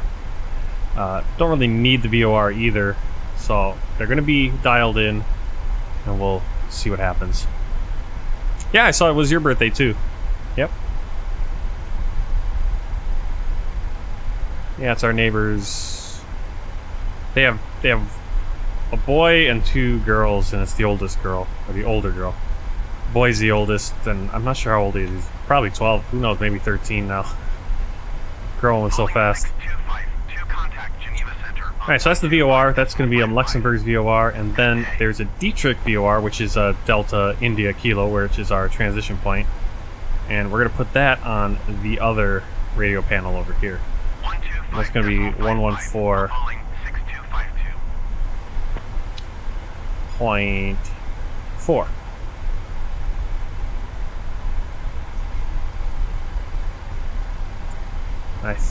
I don't think there's anything else I have to do to have those VORs show up. Once we're in range, they will just fill in VORs. If we wanted ADF, we put it down here.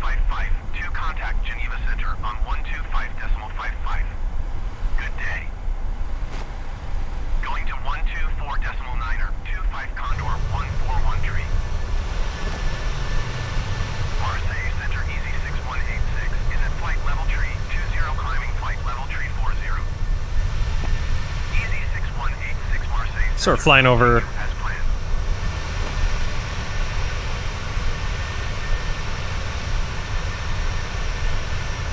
Lake Geneva. Going to 125.55 Air Portugal 552. Geneva at one end.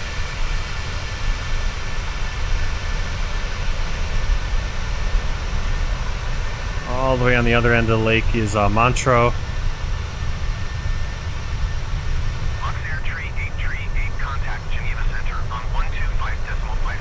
Site of the famous casino that burned down while Frank Zappa and the Mothers were playing there. You may know that story from the song Smoke on the Water by Deep Purple. 125.55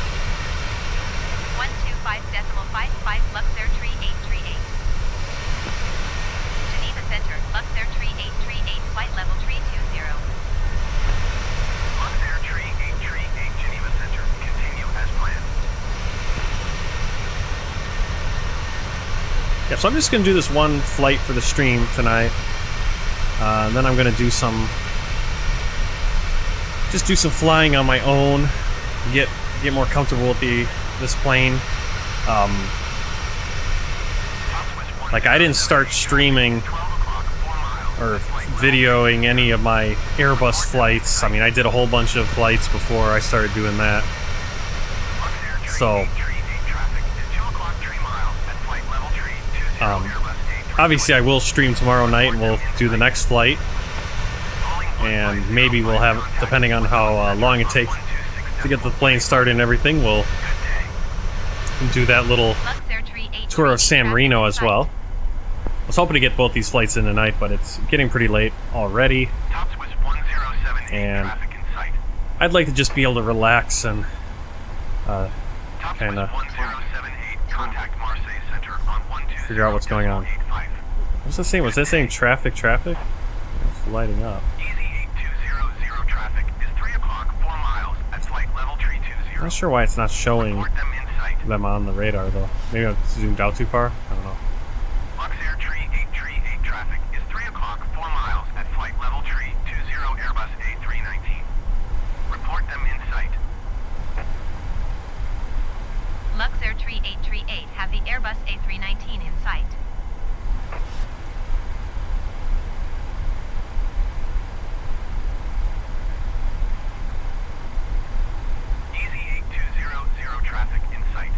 Yep, I think that's going to be the plan, rather than trying to go live. I mean, by the time we land, it'll probably be almost 11 o'clock anyway. And then trying to set up the next flight by the time we can even get into the plane and everything ready to go after an intermission and break and all that, it'll be 11:30 and won't even get into the air until 12 at the earliest. So didn't go as I was planning today. I was expecting to, in my mind I was like, oh yeah, I'm just gonna go boom boom boom boom boom, just like in the Airbus, and it'll just all come back to me. And again, I think the big points, the things that we need to do, like you need to click this button, you need to click this button, I think all that stuff, that'll be fine. And that's kind of what I want to do. Is what I want to do is I want to almost make my own checklist. And if you guys are interested, I'll share that checklist. If I get it all set up, I'll make it look good. But make a checklist where, okay, here's where I have to do things. Put those in bold. These are the things I must do. Obviously, everything's a thing you should do. PKKP. PKKP. Hello, Wyoming. All right. Yeah. Traffic. Yeah, I'll try to put something together that's, you know, where it has options. Where you can go, okay, here's everything you got to do, and here's the flow. But here's the things, like, if you don't do this, if you want to skip, you know, okay, you don't want to have to hit the lights test button. Okay, you don't have to do that.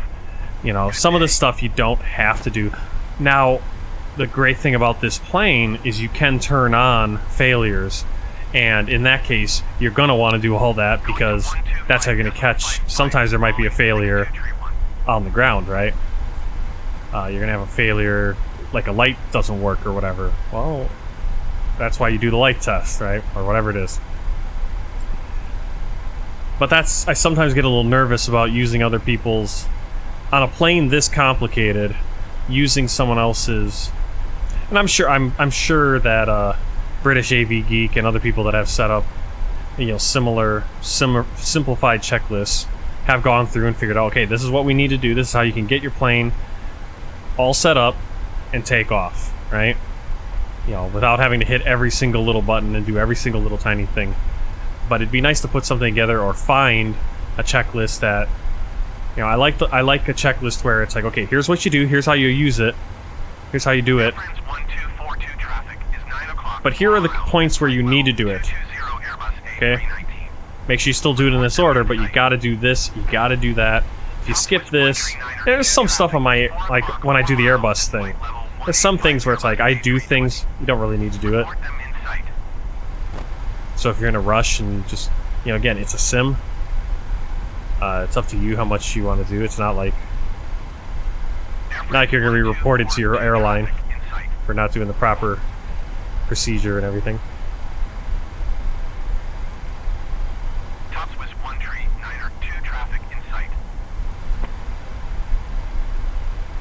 Alright, so we're at 32,000 feet. What I'm going to look at is... Now, what's really cool, what I love about the Boeing, is that I can set the pressure wherever we're going ahead of time. I still don't know how to do that in the Airbus. I don't know if I can, and I'm just not figuring it out. But it's like literally if I, like the standard is 1013 HPA, and I'll get like, I know that I'm going into an airport where the, you know, or my takeoff airport, the pressure that I had in for my takeoff was, you know, 10, close to standard, let's say 1015 or something. But then I'm going to an airport and then now the pressure is going to be like 980 or something, or 1050. Well, the problem is there's no way for me to switch it, and so then when I hit unclick from, I go from standard pressure to ground pressure, I'm going to the wrong pressure for the ground, and then I have to rapidly change it. So I don't know how to do that, if there's a way to not do that in the Airbus, in the fly-by-wire Airbus. If that's something that's available in the real Airbus, but fly-by-wire hasn't modeled it. But it is in here, so what I'm going to do is I'm going to check my flight plan. One place, you can actually, on your SimBrief flight plan, there will be an area where it does have the MEDAR data for your airport, your arrival. See, it's 1020, so that's a little bit different than our takeoff. Our takeoff was 1016. Not a ton, but enough. So I'll just put it in there, 1020. I'm going to double check by going to MEDAR.TAF or -TAF. Get the latest. And it is actually 1019 now. So current MEDAR is winds 50 degrees at 8 knots, 12 degrees air temperature 12 degrees, QNH 1019, and this was created about a half an hour ago. So by the time we're coming on our approach, we should have a new one that we can look up, fine-tune everything. Let's see, do we have... I think there is approach stuff. Oh, I thought I had to type. So to put in which flaps you're going to do in your VREF, you just click right there on the right and put it in. And that's about it. I don't think you need to dial this in. I think because it's in here, it will go. I remember having to manually put this in on Zebo. I don't know if that was a problem with Zebo or if I did it something in the flight plan wrong. But it's in there. We're good to go. What you can do again are these courses. I forget how I use these. How we use course. Like how we use that. But I would typically put in the final for our VOR. It's 58. And I think you need to have the final in both. It's typically how I did it back in X-Plane. I don't know if I'm right or wrong. Like I said, I'm going to have to watch more videos how the real guys do it.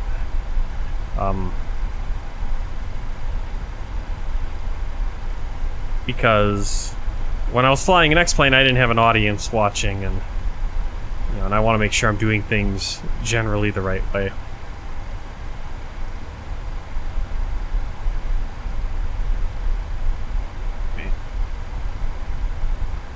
There's some frame rate issues here. I hope that's not an issue. Yeah.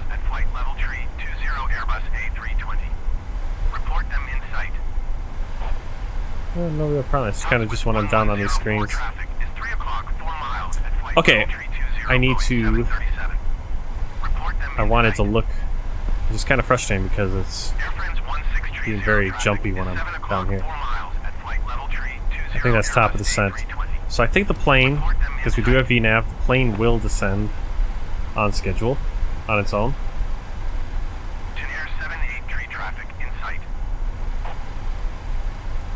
What I'm looking for on my charts right now is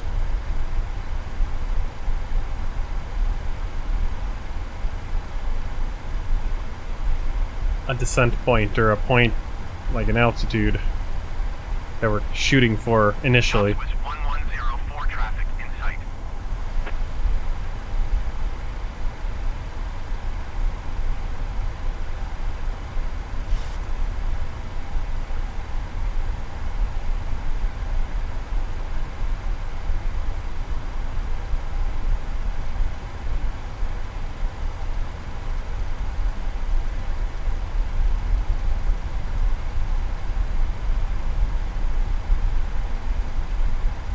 I'm gonna go with 10,000 initially. It's a good. This is a good spot.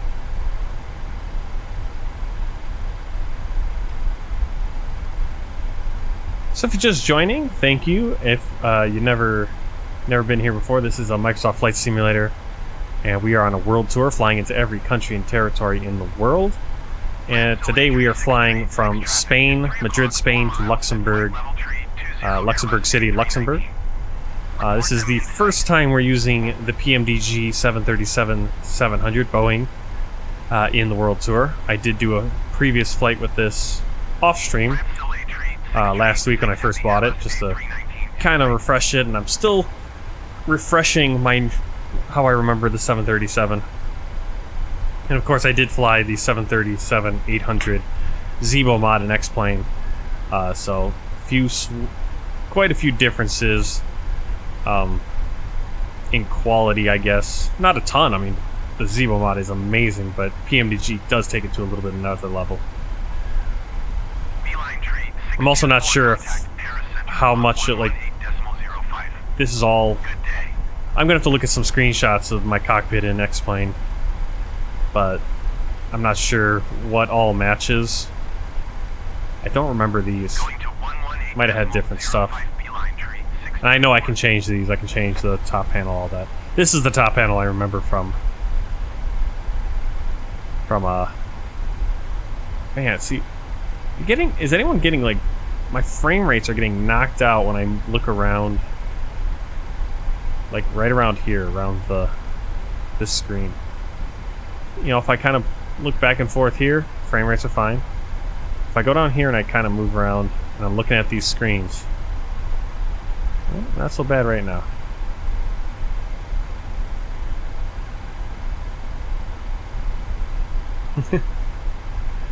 Yeah, I flew the Zibo because for basically the same reason I flew. I mean, partly because I was like, I'm not gonna. It was, you know, I only got X-Plane in late 2018, so I'm like, okay, I don't know how long this has been out. I don't want to buy something for 120, 30 bucks, and then we're on X-Plane 12 or the next best thing, which by 2020, I was now in Microsoft Flight Simulator. I would have spent way too much money on something that I wouldn't have flown enough. Even though I did fly exclusively the 737 in X-Plane. But yeah, I came over to.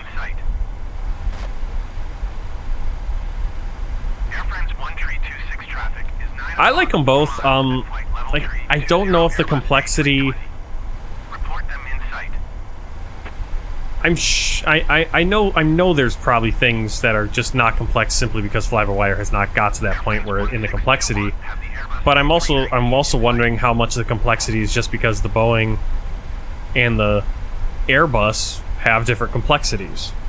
Whereas the Airbus, there is a lot more automation versus the Boeing where there's a little bit, you know, it's just different.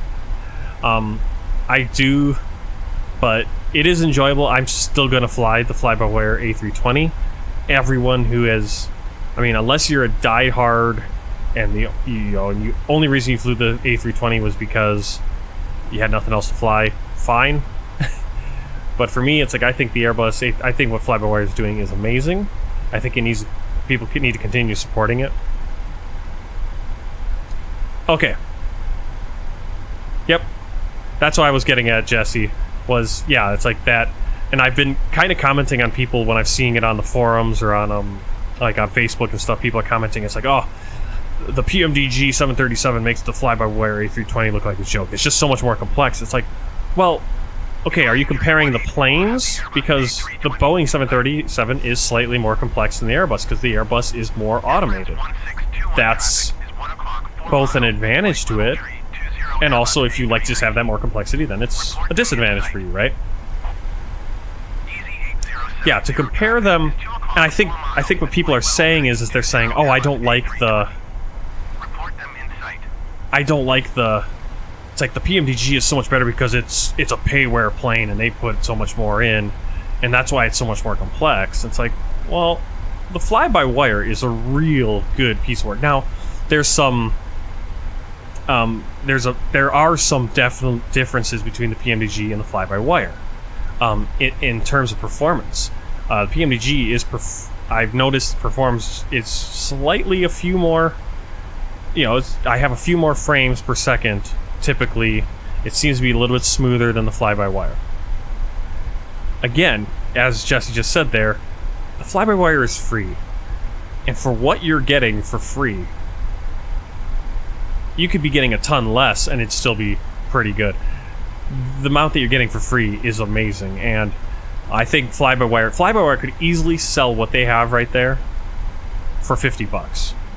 Easily. They could probably sell for 70 if they wanted to, and people would buy it. You know, that's the thing. You put a price tag on something, people suddenly think it's worth the price right? But it's free. Well, PMDG is so much better. It's like, why? I mean, there are planes out there that are straight up garbage that you can pay 50, 60, 70 bucks for. But the reason people think, oh, they're better than something that's free is like, well, because I'm paying for it.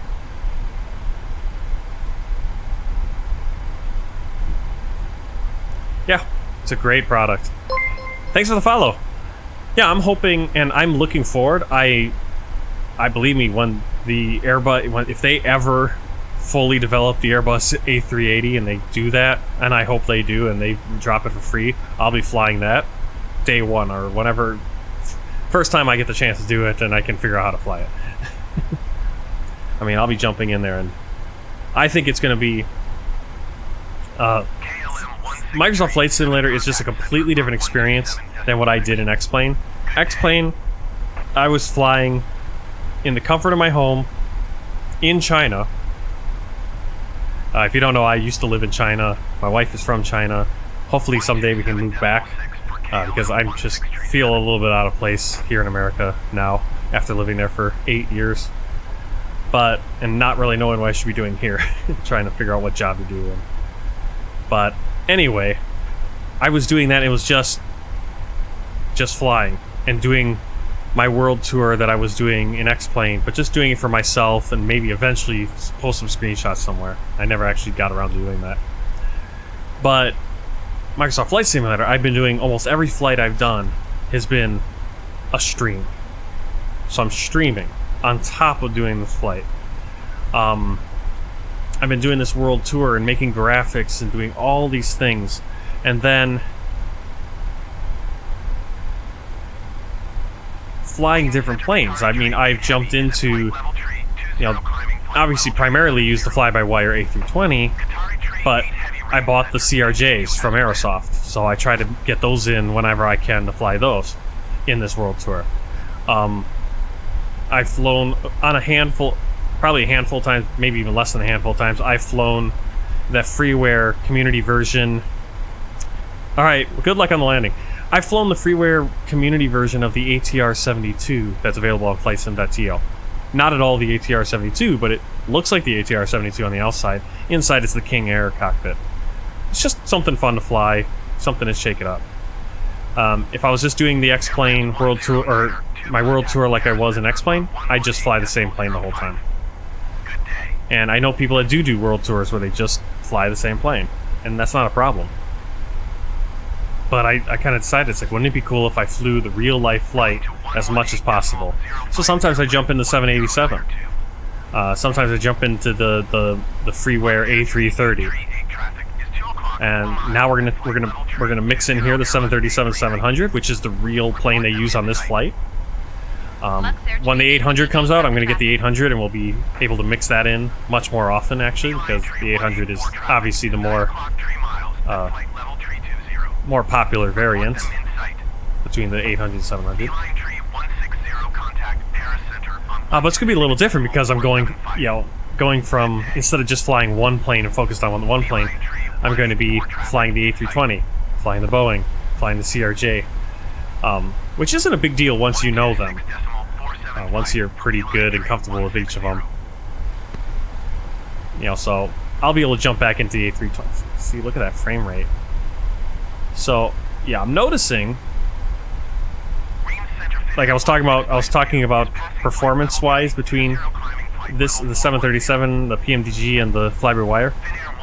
I'm having no problem. Performance is pretty good, even though it's kind of dipped there. But down here, something's not working.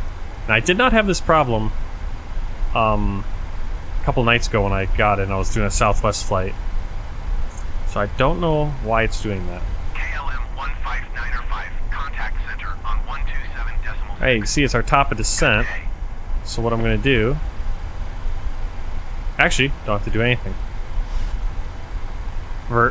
Vertical navigation. So I put in that altitude, lower altitude than cruise. Once it hits that top of descent, the plane will actually begin descending on its own. You don't have to do an alternate or an altitude intervention. Now, if I didn't have that altitude below 32,000 at this point, and then I realized, oh, I need to start descending, I would actually have to do an altitude intervention because we've already passed the scheduled top of descent. So I'm going to turn on the seatbelt signs.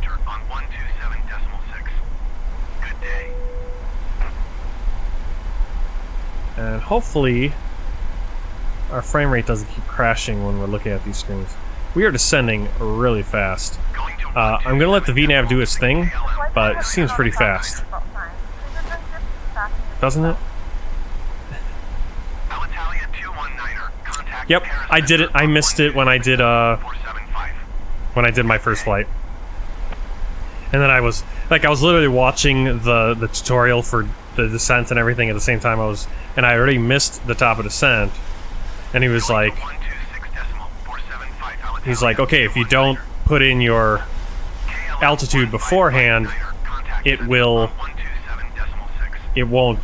automatically descend. You'll have to do the altitude intervention. I'm like, oh, okay.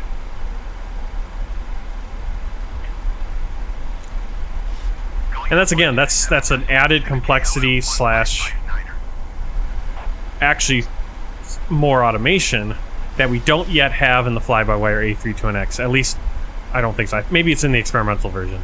But the VNAV, they don't yet have the VNAV on that Airbus yet. On that mod. But again, remember, it's free. It's amazing, and I really debated. I didn't debate too long, but I was like, should I get the 700? I was like, I really want to get in there and start kind of playing with the old bird that I used to fly all the time. But I definitely want to. It'll be really fun after I fly this a few times and delve into this. I'm looking. It's not gonna be long. But now that we've kind of changed the schedule, tomorrow we're gonna fly from Luxembourg down to. We're gonna fly from Luxembourg down to Rimini, Italy. We're then gonna fly into San Marino, the airport in San Marino. We're gonna fly, do some sightseeing. Then we're gonna fly back up to Austria, to Vienna. That will be Ryanair, so we will fly in this plane again. So we're gonna have 3 flights pumped up here in the 700. The Ryanair's an 800, I know, but we only have the 700. But we do have a livery, so it's cool. But then we're gonna jump in the Airbus, and we're gonna be back in the Airbus for a bunch of flights. So what I'm gonna have to do is probably, for the streams, I'm probably gonna do like a world tour flight where we're in the Airbus and then do a domestic US flight or something, like a Southwest Airlines or something, and be in the 737, just so we can experience it. Because the way my world tour looks, there aren't a ton of Boeing 737 flights, especially 700 ones. There are some MAX 8s and 800s. And hopefully before we get to a string of 800s. Yeah, it's most of the flights I have. It's amazing how many of the flights I have that are scheduled in Airbuses. And it's probably because I was looking for the Airbus flights. So I might have to go back through and kind of look and go, okay, is there a Boeing flight that I could do instead? Alright. So it automatically thinks the transition is at 18,000. Transition level... This thing descends really fast. Actually, it's fine because there's the airport. There's Luxembourg. Luxembourg City. The airport's right below us, right there. So I was saying this thing's descending really fast. It's like, well, it needs to. Alright, final pressure, or final transition altitude is 4,500 feet. I'm not sure where to set that. If anyone knows where I set the transition altitude. Also, why is my speed so high? Turkish tree, 0 tree, 2 have the traffic. Turkish tree, Niner. Yeah, altimeter, I'm going to wait till 4,500 feet. That's the actual transition. Good day. I don't know why it's... The speed is gay, so I should not be descending... How do I... 118.75 Turkish. I guess if I do speed intervention, I'm actually interrupting VNAV. Just seems like the speed is way too high. Plane's gonna need to slow down to 250. We need to get down to 250 anyway, so.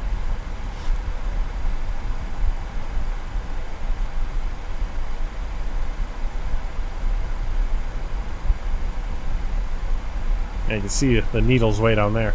So I don't know if it was just ignoring. Yeah, I would assume we have somewhere. Yeah, I know it's somewhere in the MCDU, but I can't find it. I can't even find where I set it originally. Well, obviously that's where I would look first. So you can see the little pink needle. It's way down there because we've slowed down a ton. Maybe we're supposed to pull out the speed brake. I don't know. Let's do that. We'll pull out the speed brake. Whoops.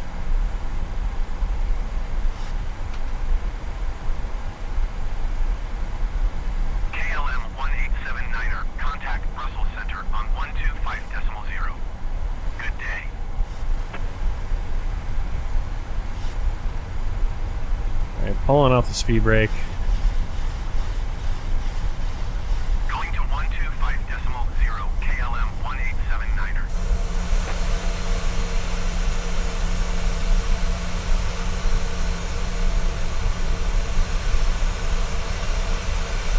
So we are now over the country of Luxembourg. Luxembourg City is behind us now.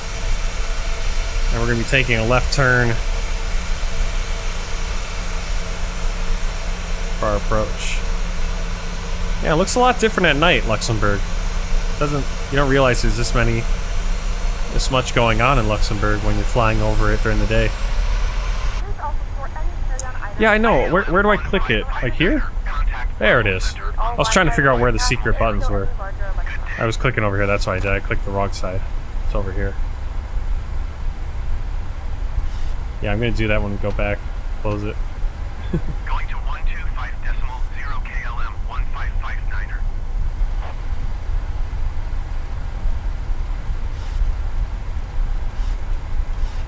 Okay, I actually didn't have my altitude in properly.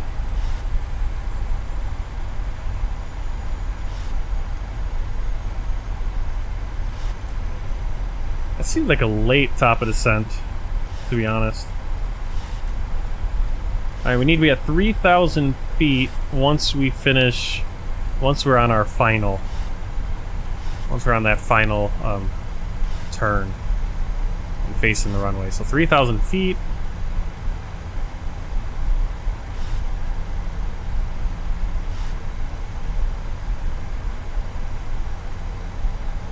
Okay, you see the needle now.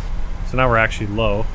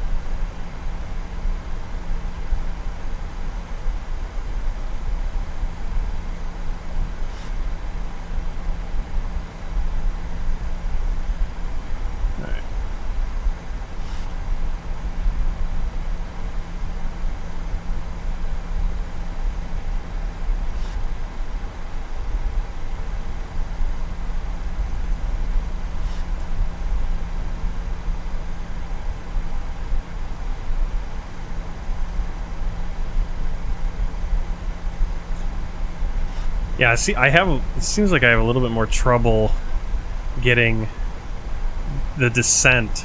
So, like, VNav's cool and all, but sometimes it seems... Why do we have this fuel imbalance? That's crazy. What is going on there? Let's turn that crossfeed on. Why do we have this imbalance?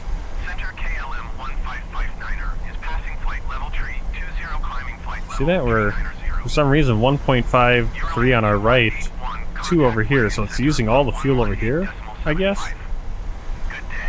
Not sure how that works. I don't have any failures on right now, so I'm going to kind of wait until I got the feel of this plane before I throw other things in where it's like, oh, I have no idea what's going on, how to fix it.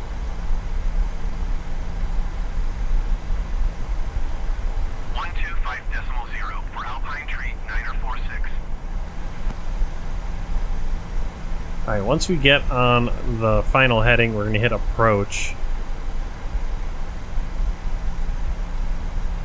Center Alpine Tree 9046 is passing 7,700 feet, climbing flight level 400. What I didn't look up, and I don't know how to do it, but I think... See, when usually I feel like when I landed back in X-Plane, I don't believe it had auto land. There was no auto land on the Zibo. And so what you would do, just like similar to like most of the time when I land in the Airbus, I hit the disengage. Well, I did that on my Southwest flight, and suddenly these buzzers came on, and they just kept going. I didn't know how to turn them off. So, like, even after we parked, I couldn't get them off. That's going to be annoying for us. And if you know how to turn that off, or if there's a way I can turn off autopilot without triggering that, I don't remember having that problem. I don't know, or back in X-Plane, I don't know what causes it here. Yeah, like, you need to disconnect it because unless you have auto land set up, which I don't know how, well, that'd be one thing, but if you're on the ground and you're already landed, why is it on anymore? Maybe, yeah. Alright, let's go standard, not standard pressure, but ground pressure. And yeah, I never had that issue in X-Plane. I would turn it off and I would land it, just like I do with the Airbus. And you gotta do it unless you have auto land set up. I'm not sure how auto land works in this, how to set it up yet. I haven't watched that tutorial video. It was never a thing. First time I ever had auto land with any plane was a fly-by-wire A321X.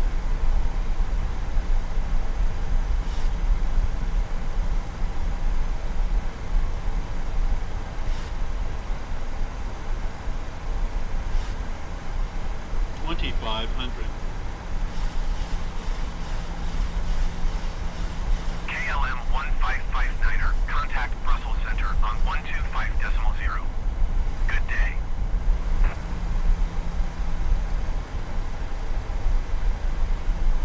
Alright, our approach speed is going to be 130 knots, or 129 knots. 5.0 KLM 1559er.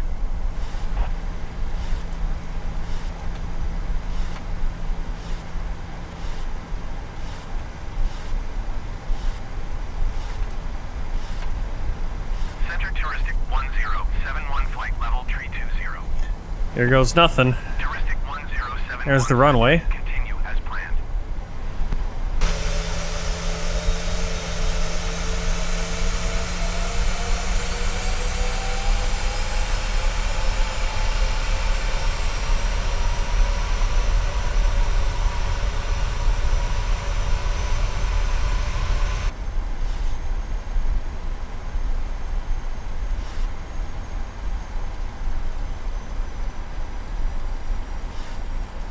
Let's get to our approach speed, 129. Continue deploying flaps.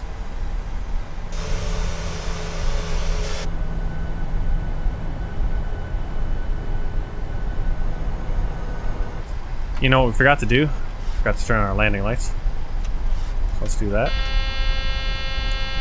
Alright. Landing gear down. Auto brake, we'll do 3. Actually, I'm gonna go max. I don't know how to do reversers yet. There you go, 20. What is the buzzing for? That sounds like the buzzing that we had. Okay, there we go. That sounds like the buzzing when I disconnected the... Oh no! Oh no! I missed the glide slope. Oh my god. Alright, flaps 30. Ah. See, now we're coming in too high. I think we'll. It might have been us telling us, I don't know. I have no idea. But I hit over here and it turned off, so I don't know. No idea. But we are on...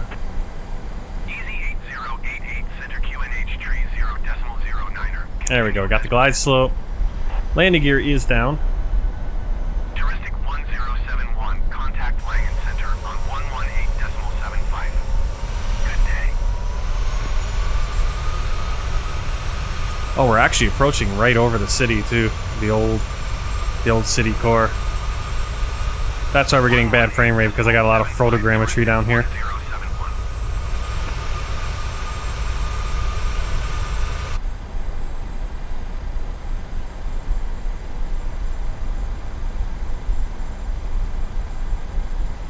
Yeah, this should not have taken this long, this flight, but it did. Center thin air 1725 is at 4,800 feet, climbing Oh yeah. level 340. The only thing that sucks about downloading photogrammetry is that your trees, you get those Google trees. And I'd rather have, like if you have a city with photogrammetry that's in Microsoft Flight Simulator itself, and you didn't have to import, you'll get the nice in-game trees, or in my case, I have the Hibashi's 4-season pack trees, which look beautiful. Luxair tree 838 Luxembourg Tower. QNH tree 0.009er. See what I want to do. See, I want to disengage, but then it does that, right? Oh, I still got speed brakes on, don't I? Oh.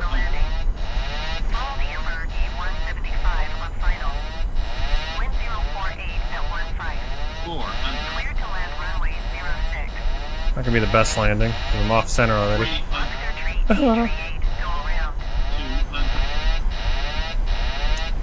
See, if only I knew how to disconnect that. 50, 40, 30, 20, 10. Luxair tree 838 acknowledge last transmission.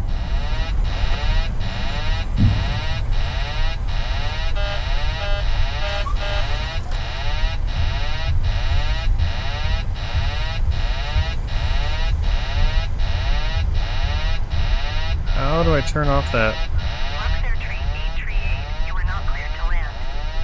Clear the runway. Ah, that's I forgot to get clearance. See, this is what I'm talking about. This like, how do I turn off that buzzer? And what's that buzzer for?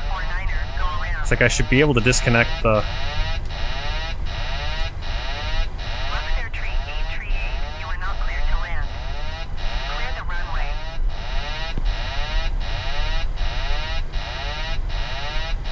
Oh, that is annoying. Yeah, and I do not. It's like, how do I disconnect the autopilot without having that? The local time is 11:09 p.m. and it's currently about 12 degrees Celsius. You can now use it Turn off. until the aircraft is come to a complete stop and useful time is turned off. Remember to use caution when opening the overhead bin as items may have been configured. Alright, anyone know? So annoying.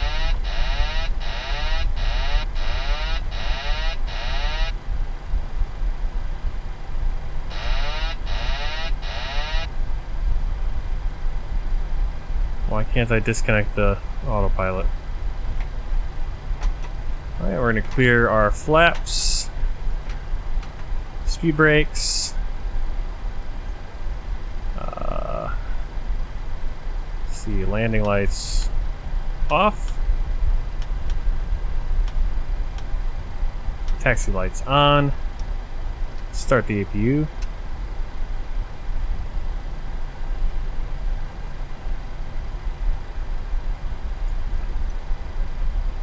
And we're not going to ask ATC, we'll just find ourselves a gate up here.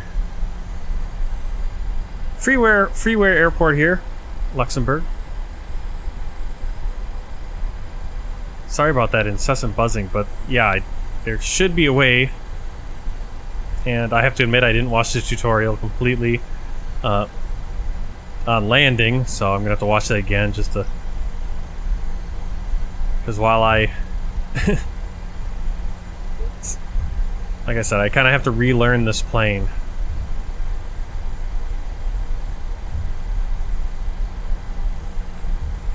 So, it's already really late.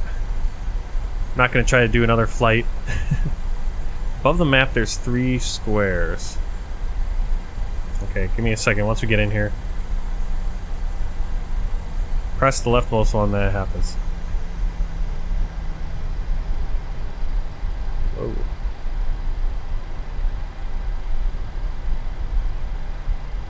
Alright.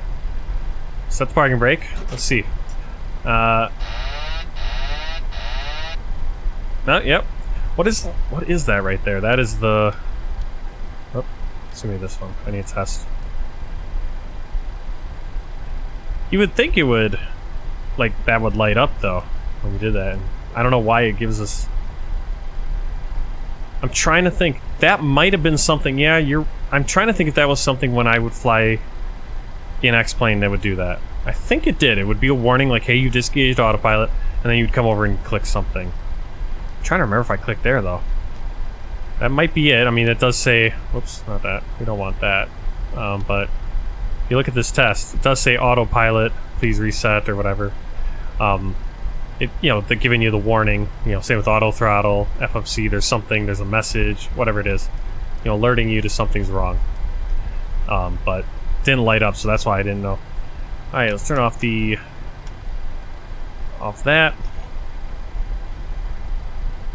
All right, we're gonna bring out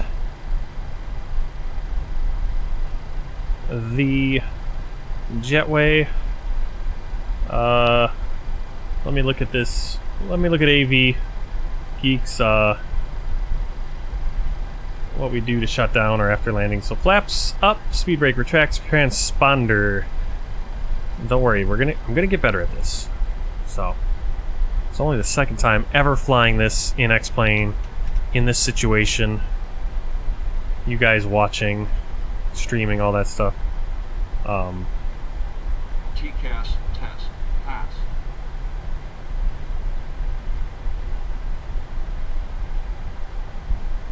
Let's see. Where'd my checklist go? I need to print out a checklist too, so I'm not having to crane my neck all over the place. To see APU start and bleed. All right, so APU.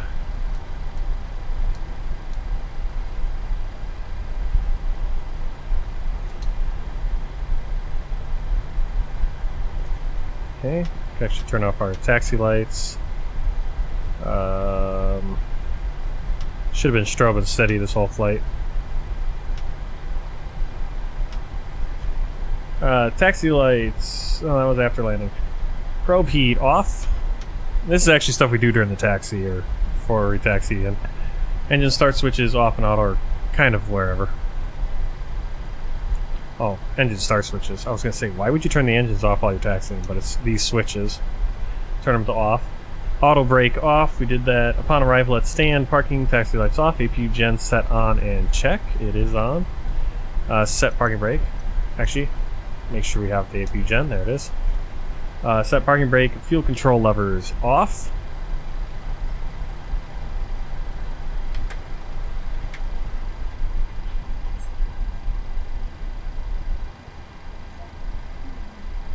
Shima?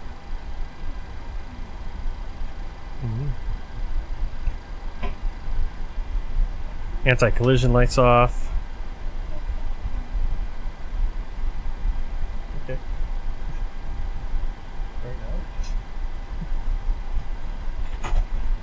Alright, ground equipment in position.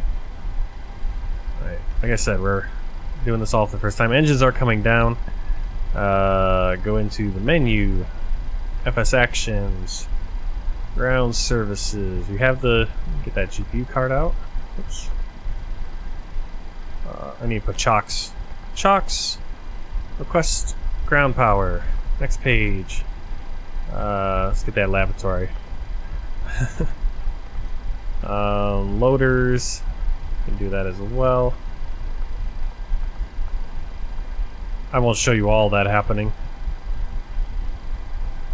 The schedule of where I'll be flying. I don't have a schedule. I don't know, and I don't know if you guys can see my Google spreadsheet. I'll try to get something together. I think on Twitch, well, it's probably already out of date. Or I have my schedule when I'm going to be streaming roughly, but it doesn't tell you exactly where we'll be flying. I'll have to make something up and put it on Discord, I think. I'll have to figure that out. Good question, though. That's something I'll have to do. I don't currently have anything. I don't have a schedule that you guys can access and look at. I have a schedule set up for myself so I can kind of plan and everything. Yeah. But I'll keep you up to date where we're going next. And if you go on my YouTube channel, I also have a YouTube channel, same name, Martin Wenzel. I usually schedule the streams. I'll have the stream scheduled ahead of time, so you'll see that. So you'll be able to see where we're going next.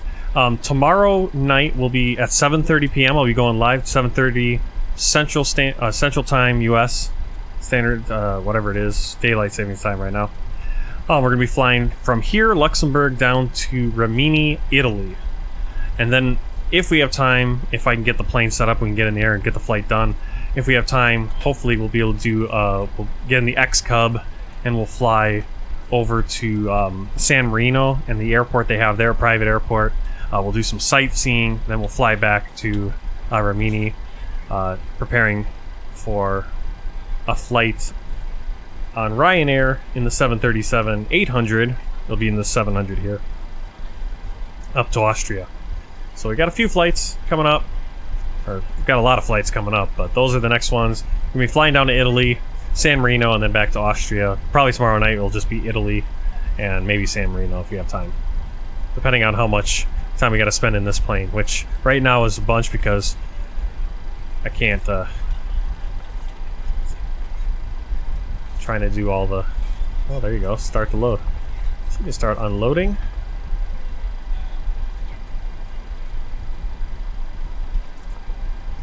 Well, it's interesting that I was able to get these all... The baggage was able to get in. I think it must be the fuel truck, right?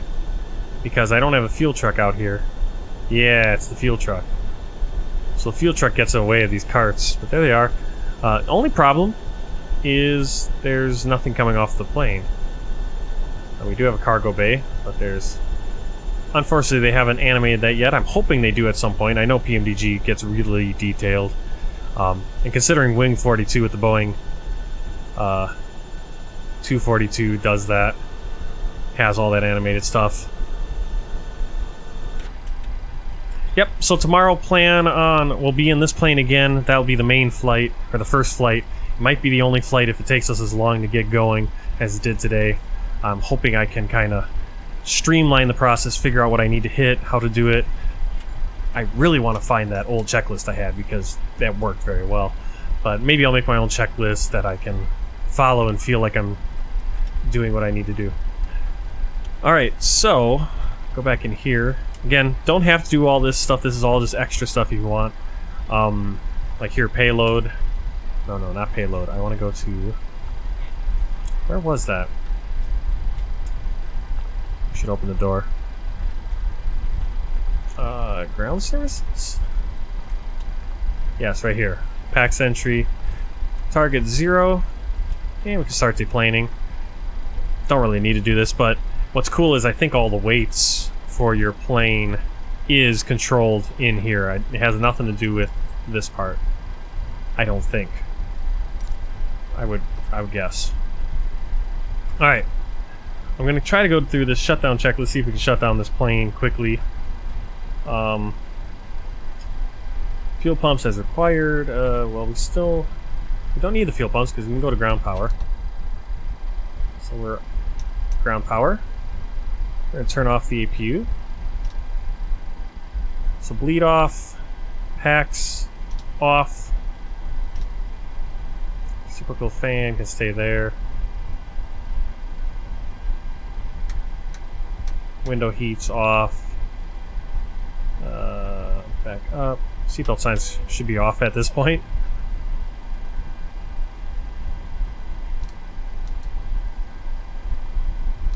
Ground power is on. The fuel pumps come off.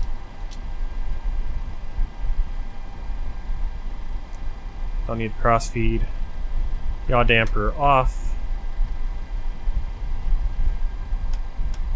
Now, if we were doing a turnaround, we wouldn't turn all this stuff off. But if you're going cold, dark, basically there, I think we just need to disconnect the ground power and go to battery. All right, Jesse. Good night. Yeah, let's. I'm gonna try to. Sorry, I'm been so long since I last streamed. So I'm not doing everything the way I usually... Here I go, jump over to Volanta. We're going to check out, review the flight. So there's the flight. Actually, a longer flight than I was expecting. And you can see over Spain. We flew to Andorra a few streams ago. You can see we went over... Yeah, it's kind of a weird path. It's like, why not avoid Switzerland completely? Then you have to pay for their airspace, but who knows. Yeah, we kind of flew Actually, we were over France when we were flying. Until we got to Lake Geneva and made that turn. Or Lausanne. Yeah, and up into Luxembourg. Actually, that whole approach stays right in Luxembourg, nice and tight. That's actually one of the cleaner approaches I've ever had. And our landing rate, actually not too bad. That is a really good landing rate. 125 feet per minute. G-force 1.09, landing speed 123, which is just 1 knot slower than we should have been. We should have been at 124. You typically land 5 knots slower than your approach speed. Flight time just under 2 hours. And cool thing we do over here for these World Tour flights, I got this nice World Tour map. Now I don't know if anyone else is new here. I know Jesse was, but he might already be out. He or she. But we're going to take a look at the World Tour map. Right here. Move it. There it is. Every country we've been to displayed with their flag. And obviously, already been to Spain multiple times, and this is our second time going to Luxembourg. Next flight, we're going to be flying right over here to Rimini. And then we're going to take a small plane into San Marino, the Principality of San Marino. So thanks a lot for coming on this flight. I hope you'll join me again, and join the rest of whoever shows up tomorrow night. 7:30 p.m. Central Time, U.S. We're going to be flying this plane again, starting it up, and hopefully... Yeah, frame rates are kind of dipping. Hopefully getting a little quicker at it, getting the Boeing vibes flowing back over us.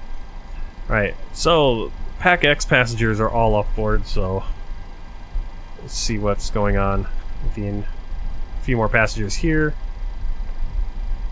We can actually release all the loaders. And if I wanted to, I could release the ground power.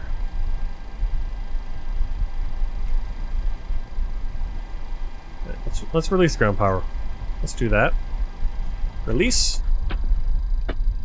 Okay, so you see the plane is kind of shutting down a little bit. Do still have batteries, so not everything's completely gone off. Now in real life, we'd probably request cleaning. There is that option in there. We're just going to go like this. And we're going to turn off the battery.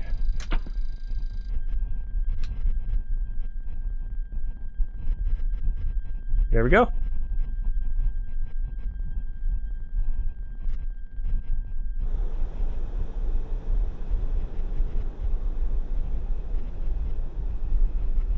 Lavatory truck is still pumping out the bathrooms there.